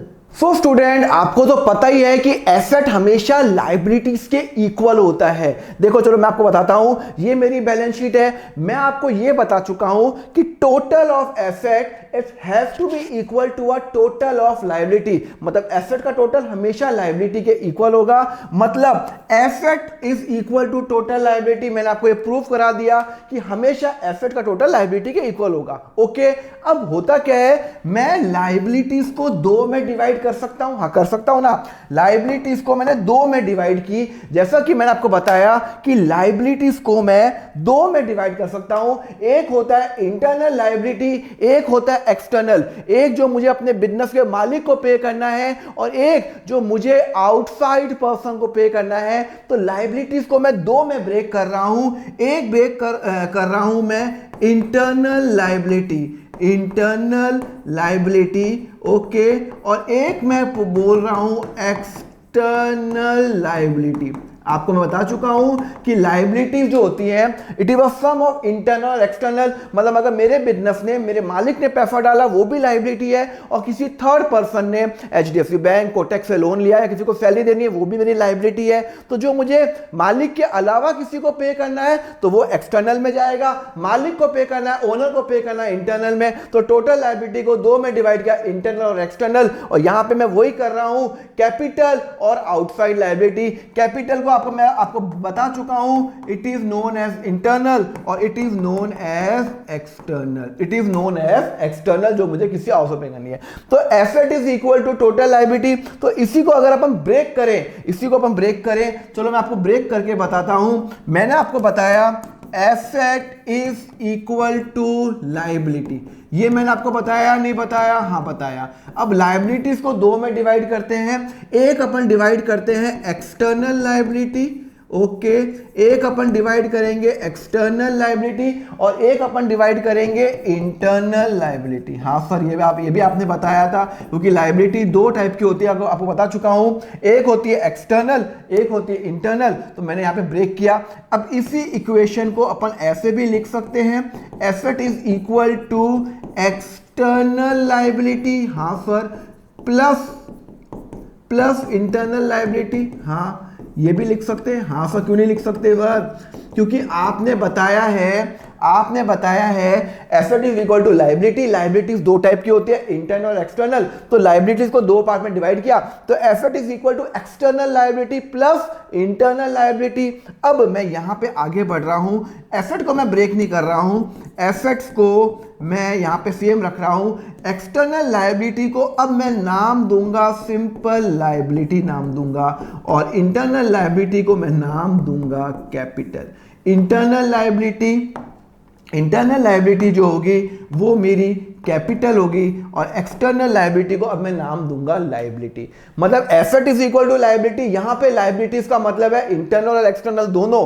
पर जब मैं अकाउंटिंग इक्वेशन लिखता हूं तो मैं लिखता हूं asset is equal to liabilities plus capital. यहां पे जो लायबिलिटी वर्ड आ रहा है ना, लायबिलिटी वर्ड, वो एक्सटर्नल लायबिलिटी है। मतलब मैंने यहां पे लिखा asset is equal to outside liability plus capital, तो asset is equal to liability plus capital. ये जो लायबिलिटी वर्ड यहां पे जो आ रहा है ना अकाउंटिंग इक्वेशन के अंदर, ये लायबिलिटी टोटल लायबिलिटी नहीं है, ये लायबिलिटी सिर्फ रिप्रेजेंट करता है आपकी एक्सटर्नल लायबिलिटी को। ये मेरी एक्सटर्नल लायबिलिटी है। क्या लायबिलिटी है? ये मेरी एक्सटर्नल लायबिलिटी है। This is my external liability. समझ में आया नहीं आया? समझ में आया? तो asset is equal to liability, ये समझ में आता है, ओके। वहां पे लायबिलिटीज का मतलब है टोटल लायबिलिटी, कैपिटल और एक्सटर्नल मिला के। और यहां पे जब मैं अकाउंटिंग इक्वेशन करता हूं उसको दो में डिवाइड कर लेता हूं, asset is equal to external liability plus capital. जैसा कि मैंने आपको पहले भी समझाया कि एसेट, ये जो एसेट है इसके इक्वल होता है, और ये जो एसेट है इसका सम और इसके सम के बराबर होता है। ये होता है इंटरनल, ये होती है एक्सटर्नल। तो मैं ऐसे भी लिख सकता हूं asset is equal to liabilities plus capital, और यहां पे लायबिलिटीज का मतलब होता है सिर्फ आउटसाइड लायबिलिटी, एक्सटर्नल लायबिलिटी। समझ में आया? तो अकाउंटिंग इक्वेशन क्या बोलती है? एसेट हमेशा इक्वल लायबिलिटीज के होता है, और लायबिलिटी को दो पार्ट में डिवाइड किया, एक्सटर्नल इंटरनल, और asset is equal to liabilities plus capital. Liability यहां पे एक्सटर्नल को रिप्रेजेंट करता है। यहां पे जब मैं लायबिलिटी यूज करता हूं उसको मैं एक्सटर्नल भी बोल सकता हूं, आउटसाइड भी यार आउटसाइड ही तो है यार, एचडीएफसी बैंक को, कोटक बैंक को सैलरी किसी को पे करनी, सब आउटसाइडर ही है। मेरा मालिक सिर्फ एक, मेरे मालिक को जो पे करना है वो कैपिटल, बाकी सब आउटसाइडर्स हो गए या क्रेडिटर। इन सबको मैं यूज करता हूं, इनका ये नाम लायबिलिटी को अलग अलग नाम में यूज करता हूं, आउटसाइड, एक्सटर्नल, क्रेडिटर। और इंटरनल लायबिलिटी को मालिक का पैसा, ओनर इक्विटी या फिर इक्विटी। इक्विटी का मतलब होता है मालिक, इक्विटी हमेशा मालिक के लिए यूज होता है, ओनर के लिए यूज होता है, कैपिटल हमेशा मालिक के लिए यूज होता है। तो नेटवर्थ हो गया, शेयर होल्डर फंड्स हो गया, ठीक है। कैपिटल का नाम क्या क्या है? या तो ओनर इक्विटी भी बोल सकते हैं या इक्विटी भी बोल सकते हैं। नेटवर्थ का मतलब हो गया मालिक का कितना पैसा बाकी है, या शेयर होल्डर। शेयर होल्डर हमेशा कंपनी के मालिक होते हैं। मैंने रिलायंस का एक शेयर लिया तो मैं भी कंपनी का मालिक हो गया एक शेयर के हिसाब से। क्लियर है? तो अकाउंटिंग इक्वेशन क्या हो गई? Accounting equation is equal to asset is equal to liability plus capital. Liabilities का यहां पे मतलब होता है एक्सटर्नल लायबिलिटी, जो कि क्रेडिटर्स हो गया, एक्सटर्नल हो गया, क्रेडिटर्स हो गया, और कैपिटल हो गया जिसको मैं ओनर इक्विटी भी बोलता हूं, इक्विटीज भी बोलता हूं, और शेयर होल्डर फंड भी बोलता हूं। क्लियर है? चलो अब एक काम करते हैं, क्वेश्चन करते हैं जिससे कंसेप्ट थोड़ा और आपका स्ट्रांग होगा। So let's do the question. If the capital of the business is 2 lakh रुपए and outside liability were 80,000, calculate the total asset of the business. Okay, वो बोल रहा है कि आपका, मैं आपको बता चुका हूं, क्या बता चुका हूं कि एसेट, चलो मैं यहां पे बताता हूं, एसेट, हाँ रुको, हाँ, asset is equal to liabilities, ये आपको बता चुका हूं, प्लस कैपिटल। यहां पे लाइबिलिटीज का मतलब हो गया आपका आउटसाइड लाइबिलिटी। क्वेश्चन में क्या लिखा हुआ है, if the capital of the business is 2 lakh, मुझे कैपिटल दे रखा है बिजनेस में 2 लाख रुपए, कैपिटल दे रखा है, ओके। आउटसाइड लाइबिलिटी दे रखा है 80,000 रुपए, 80,000 रुपए। आउटसाइड लाइबिलिटी का मतलब हो गया लाइबिलिटी, टोटल लाइबिलिटी नहीं है, आउटसाइड लाइबिलिटी 80,000 रुपए, ओके। कैपिटल दे रखा है, वो बोलता है एसेट निकालो। अरे भाई आपको बताया तो था, asset is equal to liability plus capital, 2 lakh तो 2,80,000, 2,80,000 रुपए आंसर। क्लियर है, सब समझ में आया। आपको कैपिटल दे रखा है, आउटसाइड लाइबिलिटी दे रखा है, तो आपको कैपिटल, आपको एसेट निकालना है, asset is equal liability plus capital. समझ में आया। एक और क्वेश्चन करते हैं ना, चलो एक और क्वेश्चन करते हैं। If the total asset of the business is 2 lakh रुपए, ओके, आपका टोटल क्या है, मैंने आपको फॉर्मूला क्या बताया, आपको फॉर्मूला बताया asset is equal to liability plus capital, यही बताया ना आपको, याद हो गया ना आपको, ओके। बोलता है टोटल एसेट 2 लाख है, ओके भैया, ओके। वो बोलता है नेटवर्थ, जो कैपिटल को बोलते हैं, कैपिटल कितना है, सो कैपिटल 50,000 रुपए है, ओके। मतलब कैपिटल 50,000 रुपए है। वो बोल रहा है आपको लायबिलिटी निकालनी है, वो बोलता है आपको लायबिलिटी निकालनी है। अब निकाल के बताओ कैसे निकालो, निकालो ना। 2 लाख ये है, कैपिटल ये है, तो लायबिलिटी नहीं निकाल सकते हो। Normal basic mathematics, 2 lakh minus 50,000 रुपए इज इक्वल टू 1,50,000 रुपए। समझ आया नहीं आया। 2 लाख माइनस 50,000 रुपए, 2 लाख में से 50,000 माइनस करो तो टोटल हो गया 1.5 लाख रुपए। तो 1.5 लाख रुपए इज माय 1.5 लाख रुपए इज माय लायबिलिटी, ओके। फिर एक और क्वेश्चन करा दो ना, चलो। Total effort of business is 3 lakh. चलो मैं आपको बता चुका हूं, क्या बता चुका हूं, अरे बता तो चुका हूं, एसेट। अब फटाफट करेंगे, asset is equal to liability plus capital. हाँ चलो भैया, एसेट कितना दे रखा है, सर एसेट दे रखा है 3 लाख रुपए, ओके। एंड आउटसाइड लायबिलिटी दे रखा है 1,80,000 रुपए। वो बोलता है कैपिटल निकालो, कैपिटल निकालो। अरे क्या यार, निकाल दो ना कैपिटल। कैपिटल क्या होगा, सर कैपिटल होगा 3 लाख रुपए माइनस 1,80,000 रुपए। पर ये तो बहुत इजी है, 1,20,000 रुपए। क्लियर है, 3 लाख दे रखा है, 1,80,000 दे रखा है, कैपिटल निकालने में क्या प्रॉब्लम है। थोड़ा सा और मीडियम लेवल क्वेश्चन करें, चलो। The position of the business is as follow, calculate the liability. Cash कितना दे रखा है, चलो भाई अब आया मजा। देखो मैं आपको बता चुका हूं, asset is equal to liabilities plus capital, ये तो आपको मैं बता चुका हूं। हाँ चलो, यहां पे क्या दे रखा है, कैश। कैश मेरा एसेट है, कितना है, सर 10,000 रुपए, ओके। डेटर क्या है, डेटर मुझे किसी से पैसे लेने हैं। अगर मुझे किसी से पैसे लेने हैं तो वो क्या है, एसेट से है, तो वो भी तो मेरा एसेट है, तो 30,000 रुपए। चलो ये भी 30,000 रुपए, ओके सर। उसके बाद फर्नीचर भी मेरा एसेट है, 70,000 रुपए। अरे भाई फर्नीचर भी तो मेरा एसेट ही है, मुझे मेरा प्रॉपर्टी है, ओके। स्टॉक, जो मेरे दुकान पे सामान पड़ा है, वो भी तो मेरा एसेट है, 40,000 रुपए, 40,000 रुपए। हाँ सर। व्हीकल, पर वो भी मेरा एसेट है, ओके। 10,000 का व्हीकल है। कैपिटल दे रखा है, लायबिलिटी नहीं दे रखा, लायबिलिटी क्वेश्चन में नहीं दे रखा, कैपिटल दे रखा है 75,000 रुपीज। अब वो बोल रहा है लायबिलिटी निकालो। आपको कैश दे रखा है, डेटर दे रखा है, फर्नीचर दे रखा है, स्टॉक दे रखा है, और आपको व्हीकल दे रखा है, और कैपिटल दे रखा है कितना, 75,000। तो आप लायबिलिटी नहीं निकाल सकते। 10 और 2 40, 40 और 40 80, 80 और 1,50,000, तो 1,60,000 रुपए is equal to liability plus 75,000। तो लायबिलिटी इज इक्वल टू 1,60,000 रुपए माइनस 75 इज इक्वल टू 85,000। 25 और 60, 85,000। तो लायबिलिटी कितनी हो गई हमारी, 85,000। आंसर आ गया। लायबिलिटी से निकालना है, सिंपल सा तो गेम है, कुछ है क्या। तो यहां पे मैंने आपको समझा दिया, asset is equal to liability plus capital. अब हम आएंगे द मेन थिंग पे, अकाउंटिंग इक्वेशन। ये अकाउंटिंग इक्वेशन कैसे बनती है। अभी तक हमने ये समझ लिया बैलेंस शीट क्या होती है, हम उसमें समझ में आ गया। बैलेंस शीट एसेट और लायबिलिटी होती है, current asset, non current asset, external और इंटरनल लायबिलिटी। हम ये भी समझ लिया, asset is equal to total liability, total liability को 2 में डिवाइड करो, उसका एक्सटर्नल और इंटरनल, तो external asset is equal to liability plus capital, liabilities किसको रिप्रेजेंट करता है, एक्सटर्नल को। यहां तक समझ में अपने को आ गया, प्रो हो चुके हैं। अब हम आएंगे द मेन थिंग जिसके लिए मैंने पूरा लेक्चर बनाया है, ये मैंने पूरा बेस अभी तक आपको क्यों बनाया है। अब क्वेश्चन आपको इतना फटाफट होंगे, कैसे होंगे मैं आपको बताता हूं। प्रिपेयर द अकाउंटिंग इक्वेशन, आ जाओ बच्चों, अकाउंटिंग इक्वेशन पे आ जाओ। From the following Rahul started the business. देखो अकाउंटिंग इक्वेशन बनाने के लिए पहले मैं क्या करूंगा, देखो अब मैं स्टार्ट कर रहा हूं अकाउंटिंग, तो पहले एक फॉर्मेट बनाते हैं, चलो ये अपन एक लाइन खींचते हैं। क्या खींचते हैं, लाइन खींचते हैं। एक काम करता हूं, थोड़ा सा लाइन यहां खींचता हूं, ठीक है, ये लाइन खींचते हैं। यहां मैं लिखता हूं एसेट, ठीक है ना। अभी आप रुको, अब आप देखो, थोड़ा सा स्पेस दो, यहां पे थोड़ा सा स्पेस दे दो, और asset is equal to liability, थोड़ा सा स्पेस और कैपिटल। यहां तक तो क्लियर है या नहीं है, क्लियर है। Asset is equal to liability plus capital, यहां तक कोई डाउट है क्या किसी को।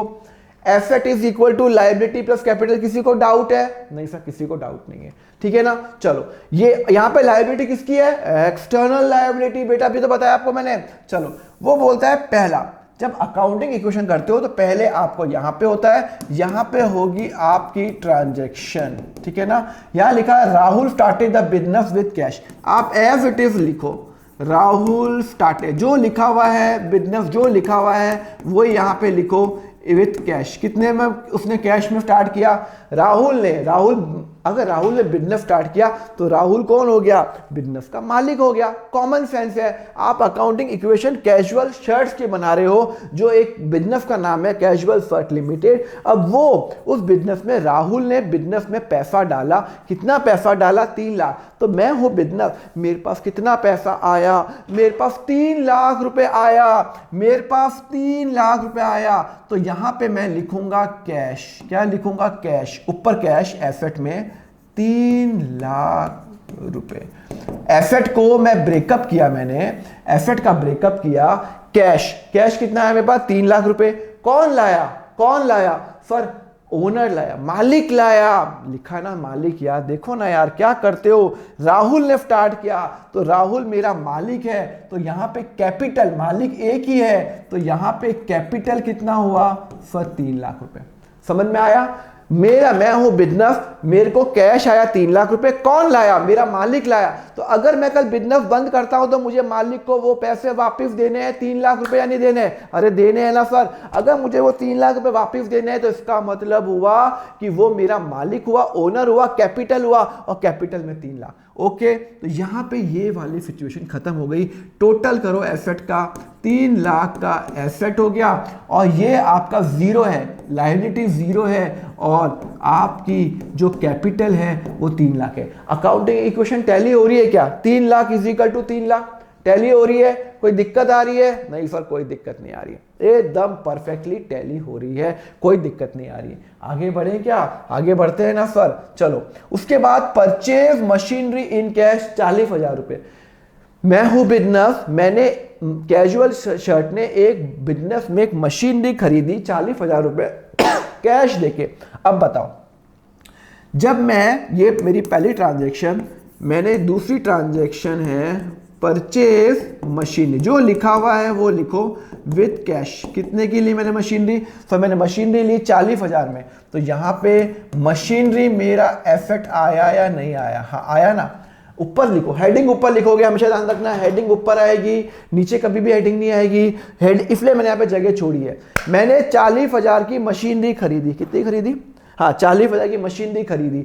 तो जब मैं मशीनरी खरीदूंगा तो वो तो मेरा एसेट हुआ ना, तो यहाँ पे मेरा 40,000 रुपए मशीनरी बढ़ गया, हाँ बढ़ गया। ओके, अच्छा ये मैंने मशीनरी खरीदी, मैंने क्या देके खरीदी, पर रोकड़ा दिया, दुकानदार को पैसे दिए, कैश दिया तो कैश माइनस होगा नहीं होगा, कैश दिया तो कैश माइनस होगा ना, अरे भाई फर माइनस होगा, 40,000 रुपए कैश माइनस होगा, 40,000 रुपये कैश माइनस होगा। लिखा ना मैंने कैश में पेमेंट किया 40,000 रुपये, तो इसका मतलब है कि मेरे पास एसेट हो गया कैश 3 लाख था, अब 3 लाख से 40,000 रुपये माइनस हो गए। पहले 3 लाख था कैश, अब 3 लाख में से 40,000 माइनस हो गए क्योंकि मैंने मशीनरी खरीदी है। यहाँ पे कोई भी अफेक्ट नहीं आया, ना कैपिटल में अफेक्ट आया ना कोई आया।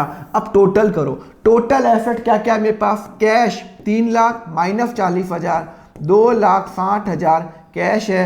मशीनरी कितने की है सर 40,000, लाइबिलिटी कितने की है 0, और कैपिटल कितने का है सर 3 लाख। तो कैपिटल कितना 3 लाख प्लस 0 3 लाख, 0 प्लस 0 0, यहाँ पे तो 0 था, मशीनरी तो 0 था, 0 प्लस 40 40, 3 लाख माइनस 40, क्योंकि मैंने मशीनरी कैश में खरीदी तो कैश माइनस हो गया, 40 माइनस हो गया 2,60,000। अकाउंट में इक्वेशन मैच हो रही है क्या sir? 260 plus 40 3 lakh, 0 plus 3 lakh, अरे 3 लाख सर मैच हो रही है। बस यही तो करना है आपको। चलो आगे बढ़ते हैं, एक और क्वेश्चन करते हैं, एक और लैब करते हैं।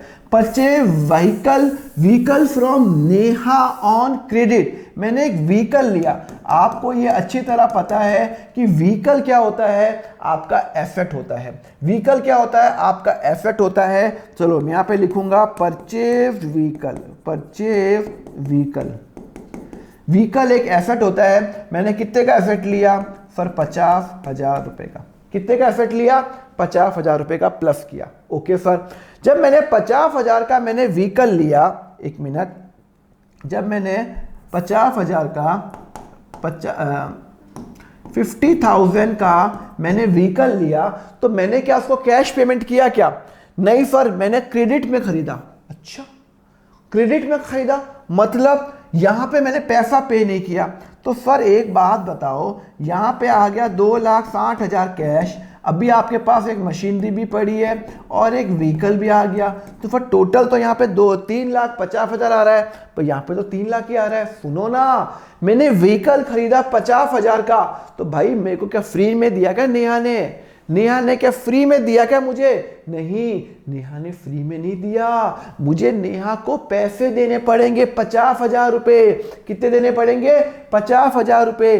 तो मेरे लिए लाइबिलिटी हुई। हाँ अच्छा, आउटसाइड है इंटरनल है? मेरे बिजनेस का मालिक कौन है? मेरे बिजनेस का मालिक तो राहुल है। नेहा कौन है? आउटसाइडर है, आउटसाइडर है, एक्सटर्नल है। तो मुझे नेहा को 50,000 रुपए देने को मैंने उधार पे लिया है, तो मुझे नेहा को देने हैं। तो यहाँ पे 50,000 रुपए मेरी लाइबिलिटी एग्जीड हो जाए, यहाँ पे लिखेंगे तो टोटल हो जाएगा यहाँ पे 50,000 रुपए प्लस 3 लाख रुपए प्लस 0। ठीक है ना, समझ में आया? लाइबिलिटी, तो यहाँ पे मैं ऊपर लिखूंगा नेहा अकाउंट, नेहा अकाउंट। समझ में आया? तो ये जो लाइबिलिटी है, मुझे नेहा को 50,000 रुपये देने हैं और लाइबिलिटी तो बटा में कैपिटल तो 0 रहेगा। तो अब मेरी मैच हुई क्या? इक्वेशन चेक करो, 2,60,000 प्लस 40 3,50,000, 3,50,000। समझ में आया? तो इसका मतलब है आज की डेट पे मेरे पास कैश है, मशीनरी है, व्हीकल है और मुझे नेहा को 50,000 देने हैं और अपने मालिक को 3 लाख रुपए देने हैं और मेरी अकाउंटिंग इक्वेशन मैच हो गई है। ये तो हो गया बहुत बहुत सिंपल एग्जांपल।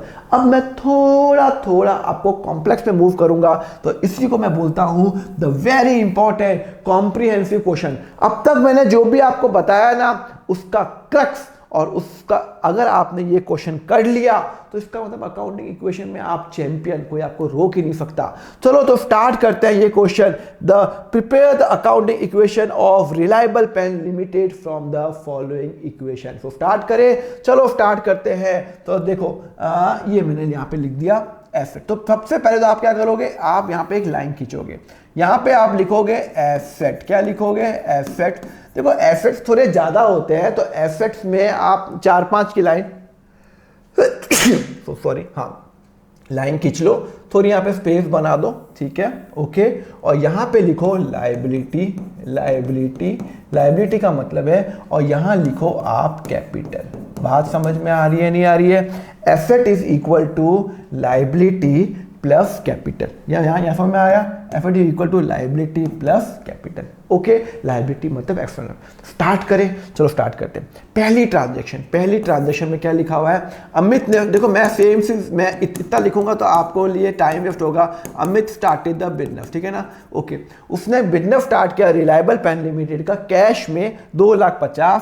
तो मेरे पास कैश आ गया, ये मैं यहाँ पे लाइन खींच लेता हूँ, मेरे पास कैश आ गया 2,50,000 का। मैं हूँ रिलायबल पेन लिमिटेड। अब मैं रिलायबल पेन लिमिटेड यहाँ सोचूंगा, मेरे पास अमित ने 2,50,000 रुपए दे दिए। अमित कौन है भाई साहब? मेरा कंपनी का मालिक, मेरे बिजनेस का मालिक है। और 2,50,000 रुपए मेरे यहाँ पे कैपिटल में ऐड हो जाते हैं, 2,50,000 रुपए। तो यहाँ पे एक मैं थोड़ा सा स्पेस दे देता हूँ, 2,50,000 रुपए। क्लियर है? और यहाँ पे अकाउंटिंग इक्वेशन क्लोज कर लेता हूँ, क्योंकि मेरे को पैसा आया 2,50,000 रुपए। किसने दिए? अमित ने दिए। मुझे अमित को वापस देने पड़ेंगे, कल बिजनेस बंद होता है तो 2,50,000 मेरा मालिक है, तो 2,50,000 यहाँ पे आ जाएंगे। तो टोटल हो जाएगा 2,50,000 रुपए, यहाँ पे 0 प्लस 2,50,000 रुपए प्लस 2,50,000 रुपए।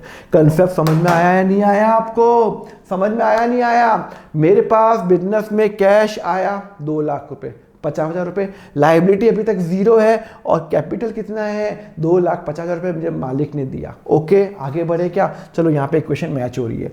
फिर दूसरी इक्वेशन, ठीक है, धीरे धीरे पढ़ेंगे। परचेज फर्नीचर इन कैश, मैंने फर्नीचर कैश में लिया। तो फर्नीचर तो भैया मेरा एसेट होता है ना, हाँ फर्नीचर मेरा एसेट होता है। कितने का फर्नीचर लिया? 30,000 का।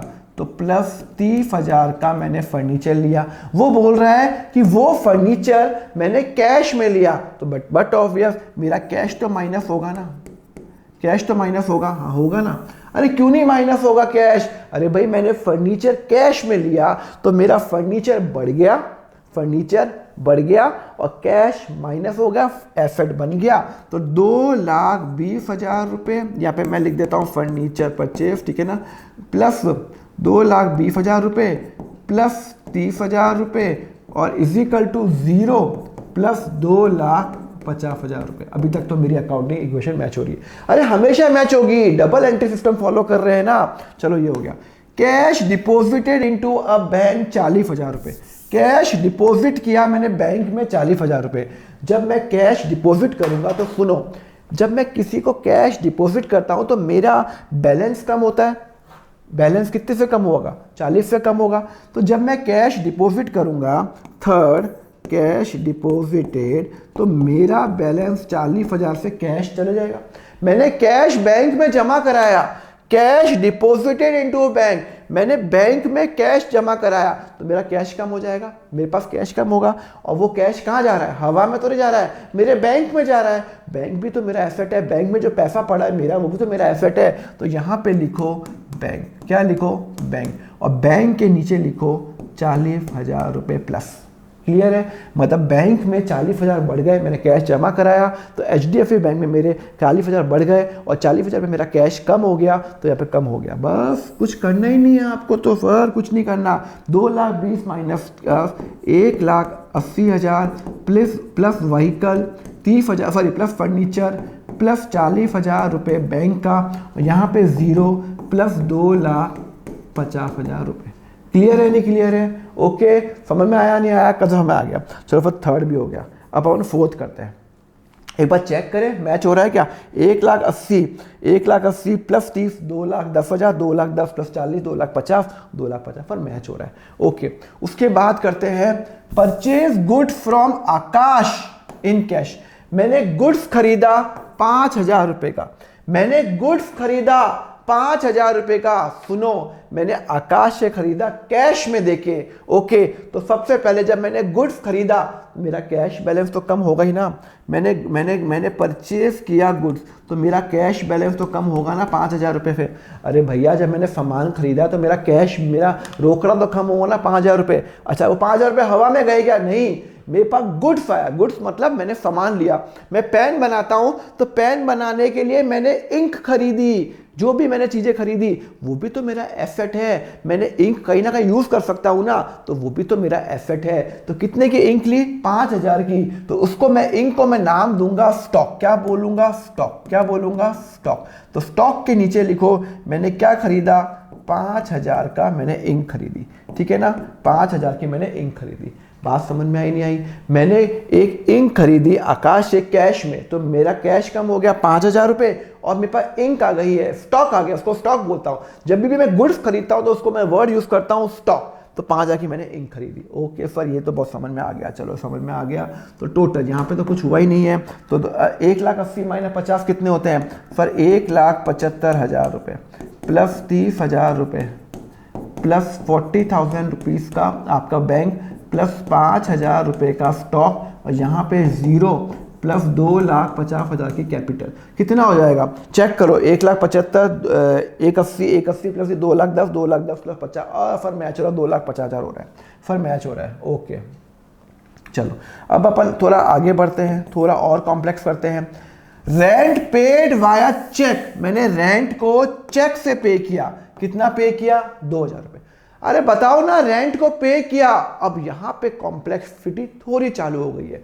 मैं आपको बताता हूं, पहली बात तो मैंने रेंट पे किया 2,000 रुपये। रेंट पे मैं जहाँ पे काम करता हूँ, अल्टीमेटली उस बिजनेस का मुझे रेंट तो देना पड़ेगा ना भाई। मैं आज यहाँ पे जो ऑफिस में काम करता हूँ तो रेंट तो दूंगा अपने लैंडलॉर्ड को। कितना रेंट दूंगा? 2,000 रुपये। कितना रेंट दे रहा हूँ? 2,000 रुपये। तो 2,000 रुपये से मेरा बैंक से गया, मैंने चेक से पेमेंट किया, हाँ, तो बैंक अकाउंट से 2,000 रुपये माइनस हो गए। बैंक अकाउंट से 2,000 रुपये माइनस हो गए। मैंने रेंट पे किया, आप यहाँ पे लिख देना रेंट पेड बाय चेक, ठीक है ना, माइनस 2,000 रुपये। हाँ सर, अब सर प्रॉब्लम आ गई है, ये 2,000 रुपये कहाँ जाएंगे? ये 2,000 रुपये कहाँ जाएंगे? अब आप मुझे बताओ ये 2,000 रुपये कहाँ जाएंगे? मैं तो कंफ्यूज हो गया। सर मैंने रेंट पे किया 2,000 रुपये, तो मेरा बैंक बैलेंस तो कम हो गया। बैंक जो बैलेंस चल रहा है 40,000 से 2,000 रुपये कम हो गया। अब बाकी के 2,000 पर अकाउंटिंग इक्वेशन मैच कैसे होगी? सुनो, बिजनेस का जो भी फायदा, बिजनेस का जो भी नुकसान, किसका? मालिक का, मालिक का, ओनर का। बिजनेस का, बिजनेस को फायदा हुआ 1 करोड़ का, मालिक का। मेरा मालिक कौन है? मेरा मालिक यहाँ पे अमित है।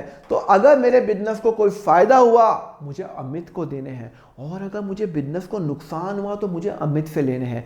रिलायंस इंडस्ट्री को जो फायदा होगा अल्टीमेटली वो मुकेश अंबानी जी को देना है, और जो नुकसान हुआ तो मुकेश अंबानी जी से लेना है, मालिक से लेना है। कंसेप्ट यही है। तो यहाँ पे क्या हो गया कि मुझे मेरे बिजनेस में मैंने एक रेंट पे किया 2,000 रुपये, मेरा बैंक बैलेंस कम हो गया, चेक से पेमेंट किया, तो बैंक ही कम होगा, कैश तो कम होगा नहीं। अब वो रेंट अल्टीमेटली कौन भरेगा? मालिक भरेगा। तो मालिक का पैसा मैं माइनस करूंगा। मालिक ने 2.5 लाख रुपए डाले ना बिजनेस में, अब वो 2.5 लाख में से 2,50,000 ये 2,000 रुपये कम करूंगा। फिर नहीं समझ में आया। मैंने रेंट पे किया, रेंट तो यहाँ पे आ गया, खर्चा हो गया, खर्चा हो गया तो मेरा बैंक बैलेंस कम हो गया। अब बैंक बैलेंस कम होगा, उससे कोई एसेट तो क्रिएट नहीं हो रहा। अब आप बोलो सर मेरे पास एक बिल्डिंग खड़ी हो रही है, 2,000 रुपये मैं रेंट पे कर रहा हूँ, सर्विस के लिए पे कर रहा हूँ। अभी तक मैंने व्हीकल खरीदा, सॉरी फर्नीचर खरीदा, मेरे पास कुछ सामान आया तो मैं कैपिटल में लेके नहीं गया। मैंने एक स्टॉक खरीदा, कुछ सामान आया, रेंट में मुझे कुछ सामान वामान नहीं आया भाई साहब, खर्चा हो गया, खर्चा हो गया। जैसे आप ऑटो का खर्चा करते हो, गाड़ी का खर्चा करते हो, वो खर्चा हो गया। तो खर्चा हो गया, खर्चा कौन बियर करेगा? यहाँ पे ये मालिक बियर करेगा। अब आपके मन में ये कंफ्यूजन आ रहा है ना, मुझे पता है आपको ये ऊपर से गया है कुछ एक बच्चों में कंसेप्ट कि सर आपने ये फर्नीचर खरीदा तो आपने कैपिटल से क्यों नहीं माइनस किया? क्योंकि फर्नीचर जब मैंने खरीदा तो मेरे पास पैसा कम हुआ कैश, पर मेरे पास एक एसेट आ गया, एक फर्नीचर आ गया। रेंट में मेरे पास कुछ भी नहीं आया, महीने भर यूज किया और रेंट पे कर लिया, तो मेरे पास कुछ आया क्या? मेरा खर्चा हो गया। टेलीफोन एक्सपेंस मैंने यूज किया, एयरटेल वाले को पे कर दिया, कुछ आया क्या मेरे पास? नहीं, सर्विस, खर्चा हो गया। मैंने लैपटॉप खरीदा, लैपटॉप आएगा, फर्नीचर आएगा। तो यहां पे जो भी खर्चा और इनकम, जो मेरा एसेट नहीं बनता, जो भी खर्चा होता है, जो मेरा एसेट नहीं बनेगा, वो कैपिटल से जाएगा। और सिंस मेरे बिजनेस में जो मेरा मालिक को मेरा पैसा 2,50,000 उसने दिए थे, खर्चा हो गया, तो मालिक का अकाउंट से माइनस करूंगा 2,000 रुपये। समझ में आया नहीं आया? तो यहाँ पे टोटल आ जाएगा 175 प्लस 30 प्लस 38,000 प्लस 5,000 रुपये प्लस 0 प्लस 2,48,000, 2,50,000 माइनस 2। एक बार अपन चेक करें क्या अपना ये क्वेश्चन सही आ रहा है क्या? 175 प्लस 30 प्लस 30 प्लस 38,000 प्लस 5,000 2,48,000 2,48,000 यहाँ पे भी आ रहा है। अरे सर मज़ेदार सर मैच हो रहा है। अरे मैच क्यों नहीं होगा यार, ऐसे अगर ऐसे होने लग गया मैच नहीं होगा तो फिर मैं किसके लिए बैठा हूँ। ओके, अब आया आपका ये purchase good from Manish on credit. मैंने गुड्स खरीदा, मनीष से क्रेडिट में लिया, उधार पे लिया। धीरे धीरे करेंगे ना, इसके दो इफेक्ट क्या क्या होंगे। मैंने एक मनीष से गुड्स खरीदा, कितने का लिया सर, मैंने मनीष से गुड लिया 10,000 का। कितने का लिया, 10,000 का। तो पहली बात तो स्टॉक है, स्टॉक में ऐड करूंगा 10,000 रुपये। हाँ, मैं 6 नंबर मैंने गुड्स किया, मैंने परचेज गुड्स, आप यहाँ पे पूरा लिख देना। मैंने गुड्स 50,000 सामान लिया। गुड्स जब भी लेता हूँ तो सामान तो मेरे पास आ गया। कितने का सामान आया, 10,000 का। मैंने इसको पेमेंट किया क्या, मनीष को। सर मनीष को पेमेंट अभी तक नहीं किया, जीरो पेमेंट किया आपने, जीरो पेमेंट। ओके, तो मनीष क्या मेरा चाचा है क्या जो मुझे फ्री में दे रहा है। नहीं, मुझे मनीष को वापस पे करने हैं। अरे भाई कितना पे करना है, मुझे कितना पे करना है, 10,000 रुपये पे करना है। 10,000 का मैंने सामान लिया तो 10,000 रुपये मुझे मनीष को पे करने हैं, और मनीष हो गया मेरा आउटसाइड लाइबिलिटी। बोलो बोलो, आउटसाइड लाइबिलिटी। मालिक तो रही है, मालिक नहीं है। ओके, तो यहाँ पे मैं मनीष लिखूंगा, यहाँ लिखूंगा मैं मनीष। मनीष मेरी लाइबिलिटी के नीचे, जिनको नहीं दिखा आप देखो, लाइबिलिटी के नीचे लिखूंगा मनीष, क्योंकि एक नया लाइबिलिटी क्रिएट हो रही है। अब तक ये लाइबिलिटी नहीं थी, अब ये लाइबिलिटी बन रही है, तो और मुझे मनीष को पे करना है। Okay, plus 0। क्लियर है, और आपकी अकाउंटिंग इक्वेशन मैच हो जाएगी।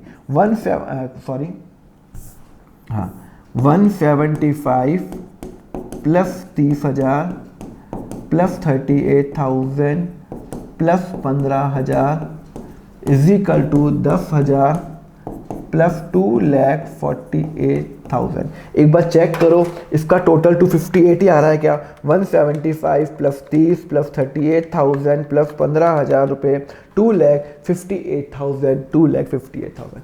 कंसेप्ट समझ में आया। मैंने गुड्स खरीदे, एसेट बन गया, पर मुझे पे नहीं किया तो मेरी आउटसाइड लायबिलिटी बन गई मनीष की कैपिटल। सर कैपिटल से माइनस क्यों नहीं किया, खर्चा किया, बिकॉज मेरा एक एसेट बना है। जब भी मेरा कोई खर्चा एसेट में कन्वर्ट होता है तो कैपिटल में आएगा ही नहीं। कैपिटल में कब आएगा, जब खर्चा हुआ और एसेट में कन्वर्ट भी नहीं हुआ। ओके, चलो ये आ गया। Commission income in cash 1,000। ओहो, मुझे इनकम आई, पहली बार इनकम, बधाई हो। 1,000 रुपए की इनकम आई। कितने की इनकम आई, 1,000 रुपए की। कैश में आई क्या, हाँ सर शगुन आया। कितने का, 1,000 रुपए का। तो कैश 1,000 रुपए से बढ़ गया।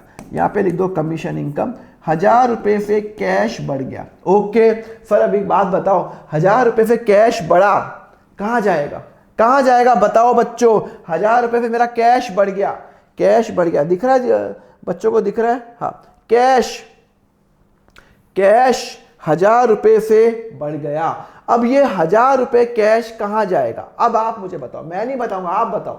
सुनो, मैंने किसी को कंसल्टेंसी दी, और उससे मैंने 1,000 रुपये ले लिए। 1,000 रुपये में जब कैश आ गया तो ये मेरे बिजनेस की इनकम है। हाँ, अगर मेरे बिजनेस की इनकम है, मुझे वापस तो नहीं देने, ना भाई। मेरी इनकम है, मेरी कमीशन इनकम है, मुझे वापस तो नहीं देने। कितनी इनकम है, 1,000 रुपये। तो ये मेरी इनकम अल्टीमेटली किसकी है, अरे मेरे बिजनेस के मालिक की है। मैं रिलायंस हूँ तो मेरे मुकेश अंबानी जी की है। ये जो कंपनी है रिलायबल पेन, ये क्या कंपनी है, रिलायबल पेन लिमिटेड, तो ये अपने मालिक को देगा। कौन सा मालिक है, अमित को देगा। मतलब जो भी कमाएगा वो मालिक का है। तो मैंने बिजनेस ने 1,000 रुपये कैश में कमाए, अल्टीमेटली वो मालिक को देगा। तो यहाँ पे प्लस 1,000 रुपीज कर लूंगा, प्लस 1,000 रुपीज मालिक के अकाउंट में डाल दूंगा।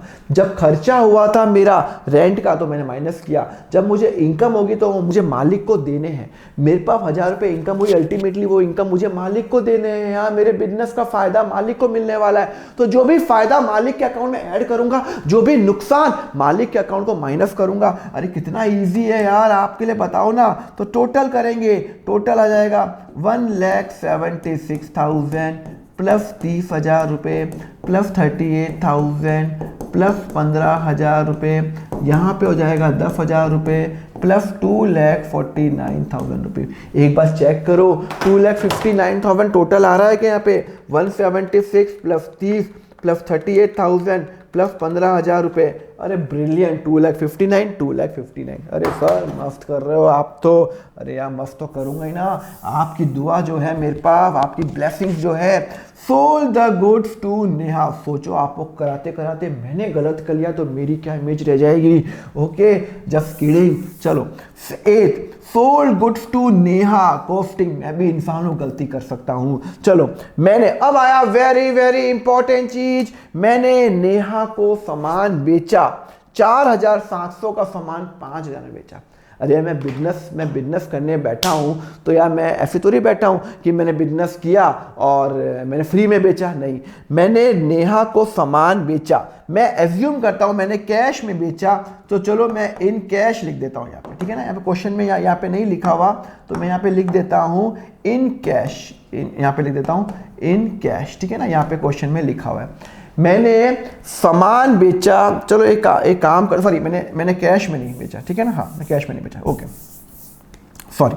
क्या लिखा हुआ है, sold goods to Neha costing ₹4,700 5,000 में। रुको, मैंने सामान किसको बेचा, नेहा को बेचा। अब इसमें बहुत ज्यादा ट्रिकी है, ट्रिकी है। अरे आपके लिए ट्रिकी नहीं होगा, कंसेप्ट सोचो। मैंने सामान बेचा तो सामान कितने का बेचा, 4,700 का। स्टेप बाय स्टेप करेंगे, इसलिए मैं बोलता हूं बच्चों को स्टेप बाय स्टेप करो, आपको कभी भी प्रॉब्लम नहीं आएगी, मैं गारंटी है। ओके आपने सामान बेचा नेहा को 4,700 का, तो पहले आप 4,700 का जो सामान है, सामान आपका 4,700 का, जो 15,000 का जो सामान है, अभी तक आपने 15,000 का टोटल सामान लिया है, एक 5,000 का और एक मनीष से लिया 10,000 का। टोटल आपका जो स्टॉक है दिख रहा है ना आपको, ये जो स्टॉक है आपका, जो स्टॉक है वो 15,000 का है। 15,000 में से ये कॉस्टिंग पे है, मैंने 4,700 का सामान बेच दिया। ओके किसको बेचा, सर नेहा को बेचा। क्या नेहा ने पैसे दिए, क्या नेहा ने पैसे दिए, सर एक मिनट, नेहा ने पैसे नहीं दिए। क्वेश्चन में कहीं पे भी नहीं लिखा हुआ नेहा ने पैसे नहीं दिए। इसका मतलब मैं एज्यूम करूंगा नेहा ने पैसे नहीं दिए, इसका मतलब है वो फ्यूचर में पैसे देगी। तो सोचो मैंने 4,700 का सामान नेहा को 5,000 में बेचा, तो मुझे नेहा से 5,000 लेने हैं, 4,700 लेने। कंसेप्ट बताओ, मैंने सामान कितने का बेचा, 4,700। तो एक बात ध्यान रखना, स्टॉक में हमेशा जब भी मैं माइनस करूंगा स्टॉक में, हमेशा कॉस्ट पे माइनस करूंगा। मेरा स्टॉक की अभी तक की कॉस्टिंग 15,000 रुपए, अभी तक मेरे पास स्टॉक कितने का है, माल कितने का पड़ा है, 15,000। ये मेरी कॉस्टिंग है, कॉस्ट से कॉस्ट ही माइनस होगा, कभी भी मार्केट प्राइस मेंशन नहीं होगी।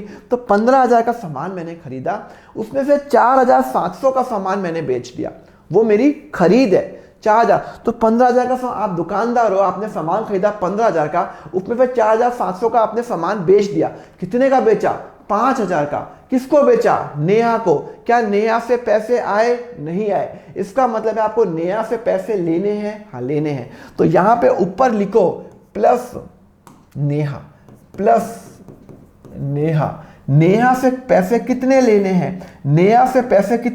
हैं, एक मिनट, आपको नेहा से पैसे लेने हैं 5,000 रुपए। कितने लेने हैं, एक मिनट थोड़ी जगह कम पड़ गई है, 5,000 रुपए लेने हैं आपको। नेहा से पैसे लेने हैं 5,000 रुपए। ओके इसका मतलब हो गया, सुनो मुझे टोटल, एक मिनट मैं इसको ठीक कर लेता हूं। हाँ सुनो, मुझे नेहा से 5,000 रुपए लेने हैं, देखो ये रहा आपका, देखो वापस बता रहा हूं, मैंने स्टॉक बेचा, कितने का बेचा, 4,000। देखो पहले अपन क्वेश्चन समझते हैं। 4,700 का जो स्टॉक है, एक मिनट, मैंने 4,700 का जो स्टॉक है वो 5,000, वो मैंने 5,000 में बेचा, मुझे 300 रुपए का फायदा हुआ, क्लियर है। अब वो मैंने 4,700 का स्टॉक माइनस किया, 4,700 का जब मैंने स्टॉक माइनस किया, कितने का माइनस किया, 4,700 का। अब वो मुझे 5,000 रुपये मुझे नेहा से लेने हैं, तो यहाँ पे मैंने नेहा ऐड कर लिया क्योंकि मुझे उसे 5,000 रुपये लेने हैं। पर अब सर प्रॉब्लम एक हो गई है। क्या प्रॉब्लम हो गई है सर? एक प्रॉब्लम हो गई, अकाउंटिंग इक्वेशन मैच नहीं कर रही है। हाँ सर मैच नहीं कर रही है, मैं भी बोल रहा हूँ मैच नहीं कर रही है। 176 प्लस 30,000 प्लस 38,000 प्लस 15,000 में फिर 4,700, 15,000 का स्टॉक था, 4,700 माइनस हो गए, 15,000 रुपये माइनस 4,700, सर 10,300 का स्टॉक पड़ा हुआ है और आपको नेहा से 5,000 रुपये लेने हैं। आपको नेहा से 5,000 रुपये लेने हैं। बात समझ में आई नहीं आई? हाँ समझ में आई। लाइबिलिटी सर अभी भी आपके पास 10,000 रुपये है, आपको देने नहीं है। अब प्रॉब्लम ये आ गई सर, ये तो इक्वेशन मैच ही नहीं हो रही है। आपकी इक्वेशन मैच ही नहीं होगी है। क्यों नहीं मैच होगी? आप चेक कर लो, अगर 249 लिखोगे तो मैच ही नहीं होगी।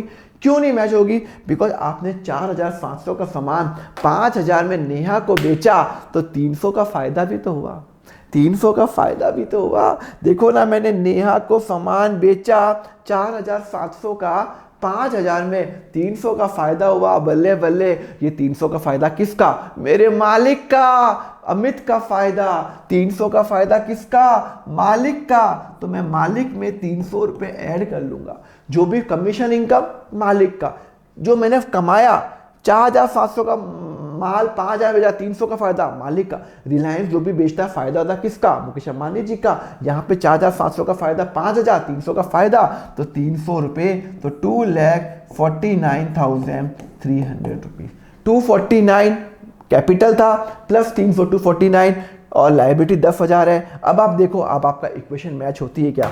हे भगवान मैच हो जा, मेरी इज्जत रख दे। 1,76,000, 30,000, 38,000 प्लस 10,000, 300 प्लस 5,000, टोटल आ रहा है 2,59,000। टोटल आ रहा है 2,59,300 और यहाँ पे भी आ रहा है 2,59,300। ओहो, इज्जत रख दी मेरी। बच्चों के सामने मेरी इंसल्ट हो जाती है कि सर का क्वेश्चन गलत हो गया।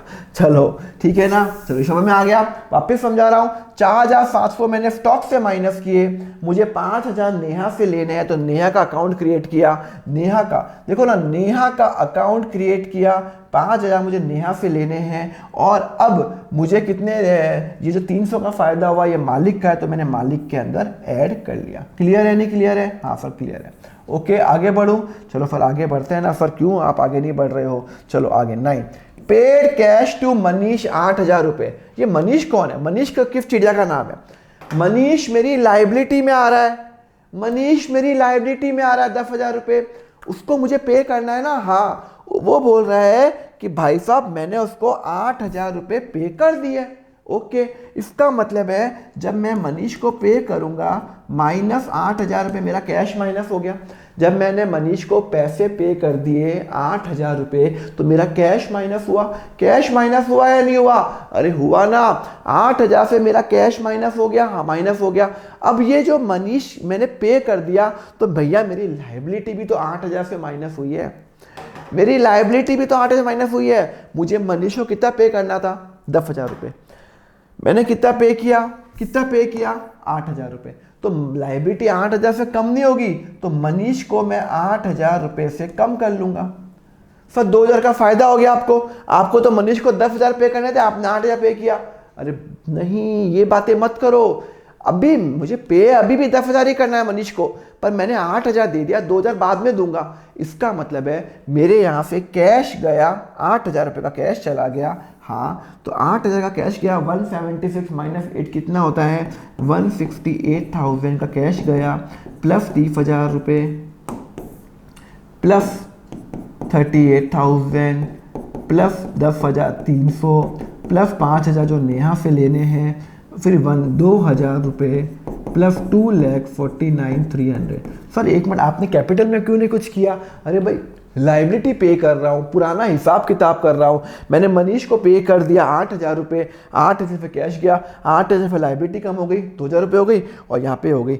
ये भगवान मैच करा दो, इक्वेशन मैच होगी क्या? 1,68,000, 30,000, 38,000 प्लस 10,300 प्लस 5,000 रुपये, 2,51,300, और यहाँ पे भी वही आ रहा है 2,51,300। मैच हो रही है, मेरी अकाउंटिंग इक्वेशन हमेशा मैच होगी। चलो अब लास्ट पे बढ़ते हैं, देखते हैं भैया नाम, भगवान का नाम लेते हैं। Receive 1000 cash from Neha. Neha ने मुझे 1000 रुपये कैश दे दिया। नेहा ने मुझे 1000, नेहा से मुझे कितने रुपए लेने हैं? नेहा से मुझे कितने रुपए लेने हैं? मुझे नेहा से अभी लेने हैं टोटल 5000 लेने हैं, 5000 लेने हैं। उसने मुझे 1000 रुपये पे कर दिया। तो एक बात बताओ, 1000 रुपये मेरा कैश बढ़ गया? यार नेहा ने मुझे 1000 पे कर दिया तो मेरा 1000 रुपये रोकड़ा बढ़ गया, कैश बढ़ गया। किसने दिया? मुझे नेहा से 5000 लेने थे, अब 1000 रुपये वो हिसाब कर चुकी है, तो नेहा से अब मुझे 5 नहीं 4 लेने हैं। मुझे नेहा से टोटल 5 लेने थे, 1000 ने उसने पे कर दिया, तो अब मुझे उससे 4 ही लेने हैं, तो 1000 उसके अकाउंट से माइनस करूंगा, उसने पे कर दिया। तो अब मेरी अकाउंटिंग इक्वेशन मैच हुई क्या?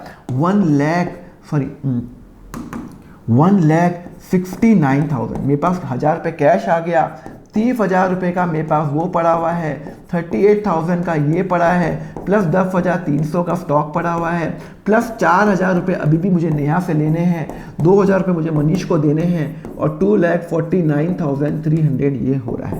क्लियर है नहीं क्लियर है? आपको समझ में आया या नहीं आया? वापस समझा रहा हूँ। मेरे को नेहा ने कैश दे दिया तो 1000 रुपये नेहा का अकाउंट बैलेंस हो गया। अब मुझे नेहा से 4000 रुपये लेने हैं और 1000 रुपये मुझे क्या करना है? मेरे पास कैश बढ़ गया, तो ये अल्टीमेटली एक्चुअली क्या है? ये मेरा कैश है, ये मेरा कैश है। आप ऊपर देख चुके हो ना, ये मेरा कैश है। क्या है? Cash, furniture, bank stock.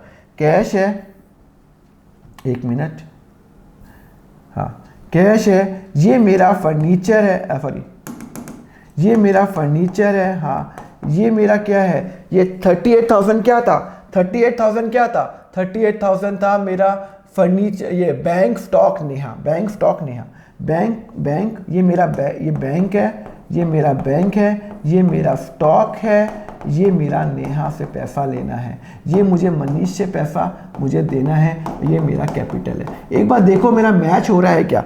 सुनो मैच हो रहा है क्या? चलो भाई लास्ट टाइम चेक कर लेते हैं। 1,50,000 प्लस 30,000 प्लस 38,000 प्लस 10,300 प्लस 4,000 रुपये, ओके 2,51,300 माइनस 2,000 रुपये, 2 लाख वही आ रहा है, सेम आंसर आ रहा है। समझ में आया? कंसेप्ट समझ में आया? तो 1000 रुपये नेहा ने दिया तो 1000 कैश बढ़ गया, 169 हो गया। 30 तो फर्नीचर पुराना पड़ा हुआ आ रहा है, बैंक 38 पड़ा हुआ है, 10,300 पड़ा हुआ है, स्टॉक पड़ा हुआ है, 5 महीना 1000 4,000 नेहा में पड़ा हुआ है। मनीष को 2,000 रुपये पे करने हैं, वो ये करने हैं। अब बच्चे कुछ बोलोगे सर आप पूरा दिखा दो ना, चलो मैंने आपको पूरा दिखा दिया, आप इसका स्क्रीनशॉट ले लो। ठीक है, ये पूरा होगा, तो थोड़ा छोटा दिख रहा होगा तो स्क्रीनशॉट ले लो, समझ में आपको आ गया होगा। लो और छोटा कर लिया। आपको अकाउंटिंग इक्वेशन समझ में आई या नहीं आई? अकाउंटिंग इक्वेशन में कुछ नहीं करना, आपको सिर्फ एसेट और लायबिलिटी प्लस कैपिटल को मैच करना है। जो भी फायदा, जो भी खर्चा करूंगा, अगर उससे कोई एसेट क्रिएट नहीं होता तो वो मालिक का नुकसान, मालिक के माइनस करूंगा। और अगर जो भी मेरी इनकम होती है उसको, जो भी मेरा फायदा होगा वो भी मेरा फायदा होगा। तो जब मैंने, जो बच्चे जब कंफ्यूज यहां पे होते हैं, मैंने 4,700 का सामान बेचा तो मेरे कॉस्टिंग में फिर 4,700 ही कम होगी। ओके, सामान बेचा 5,000 का तो नया से 5,000 रुपए लेने, फायदा हुआ 300 का तो 300 का फायदा। अगर नुकसान होता तो माइनस करता, फायदा हुआ तो मुझे मालिक को देने 300 रुपए, तो यहाँ पे हो गया। और ये मेरा अकाउंटिंग इक्वेशन यहाँ पे खत्म हुई। और ये एग्जाम में करोगे फुल मार्क्स आएंगे आपके। ओके, इंटरव्यू में कोई पूछ ले एफडी लायबिलिटी प्लस कैपिटल, तो आप बता दो कि लायबिलिटी वहाँ पे एक्सटर्नल लायबिलिटी होती है। क्लियर है? तो FD is equal to liability plus capital, liability external liability होती है। अकाउंटिंग इक्वेशन का मैंने कॉम्प्रिहेंसिव क्वेश्चन भी करा दिया।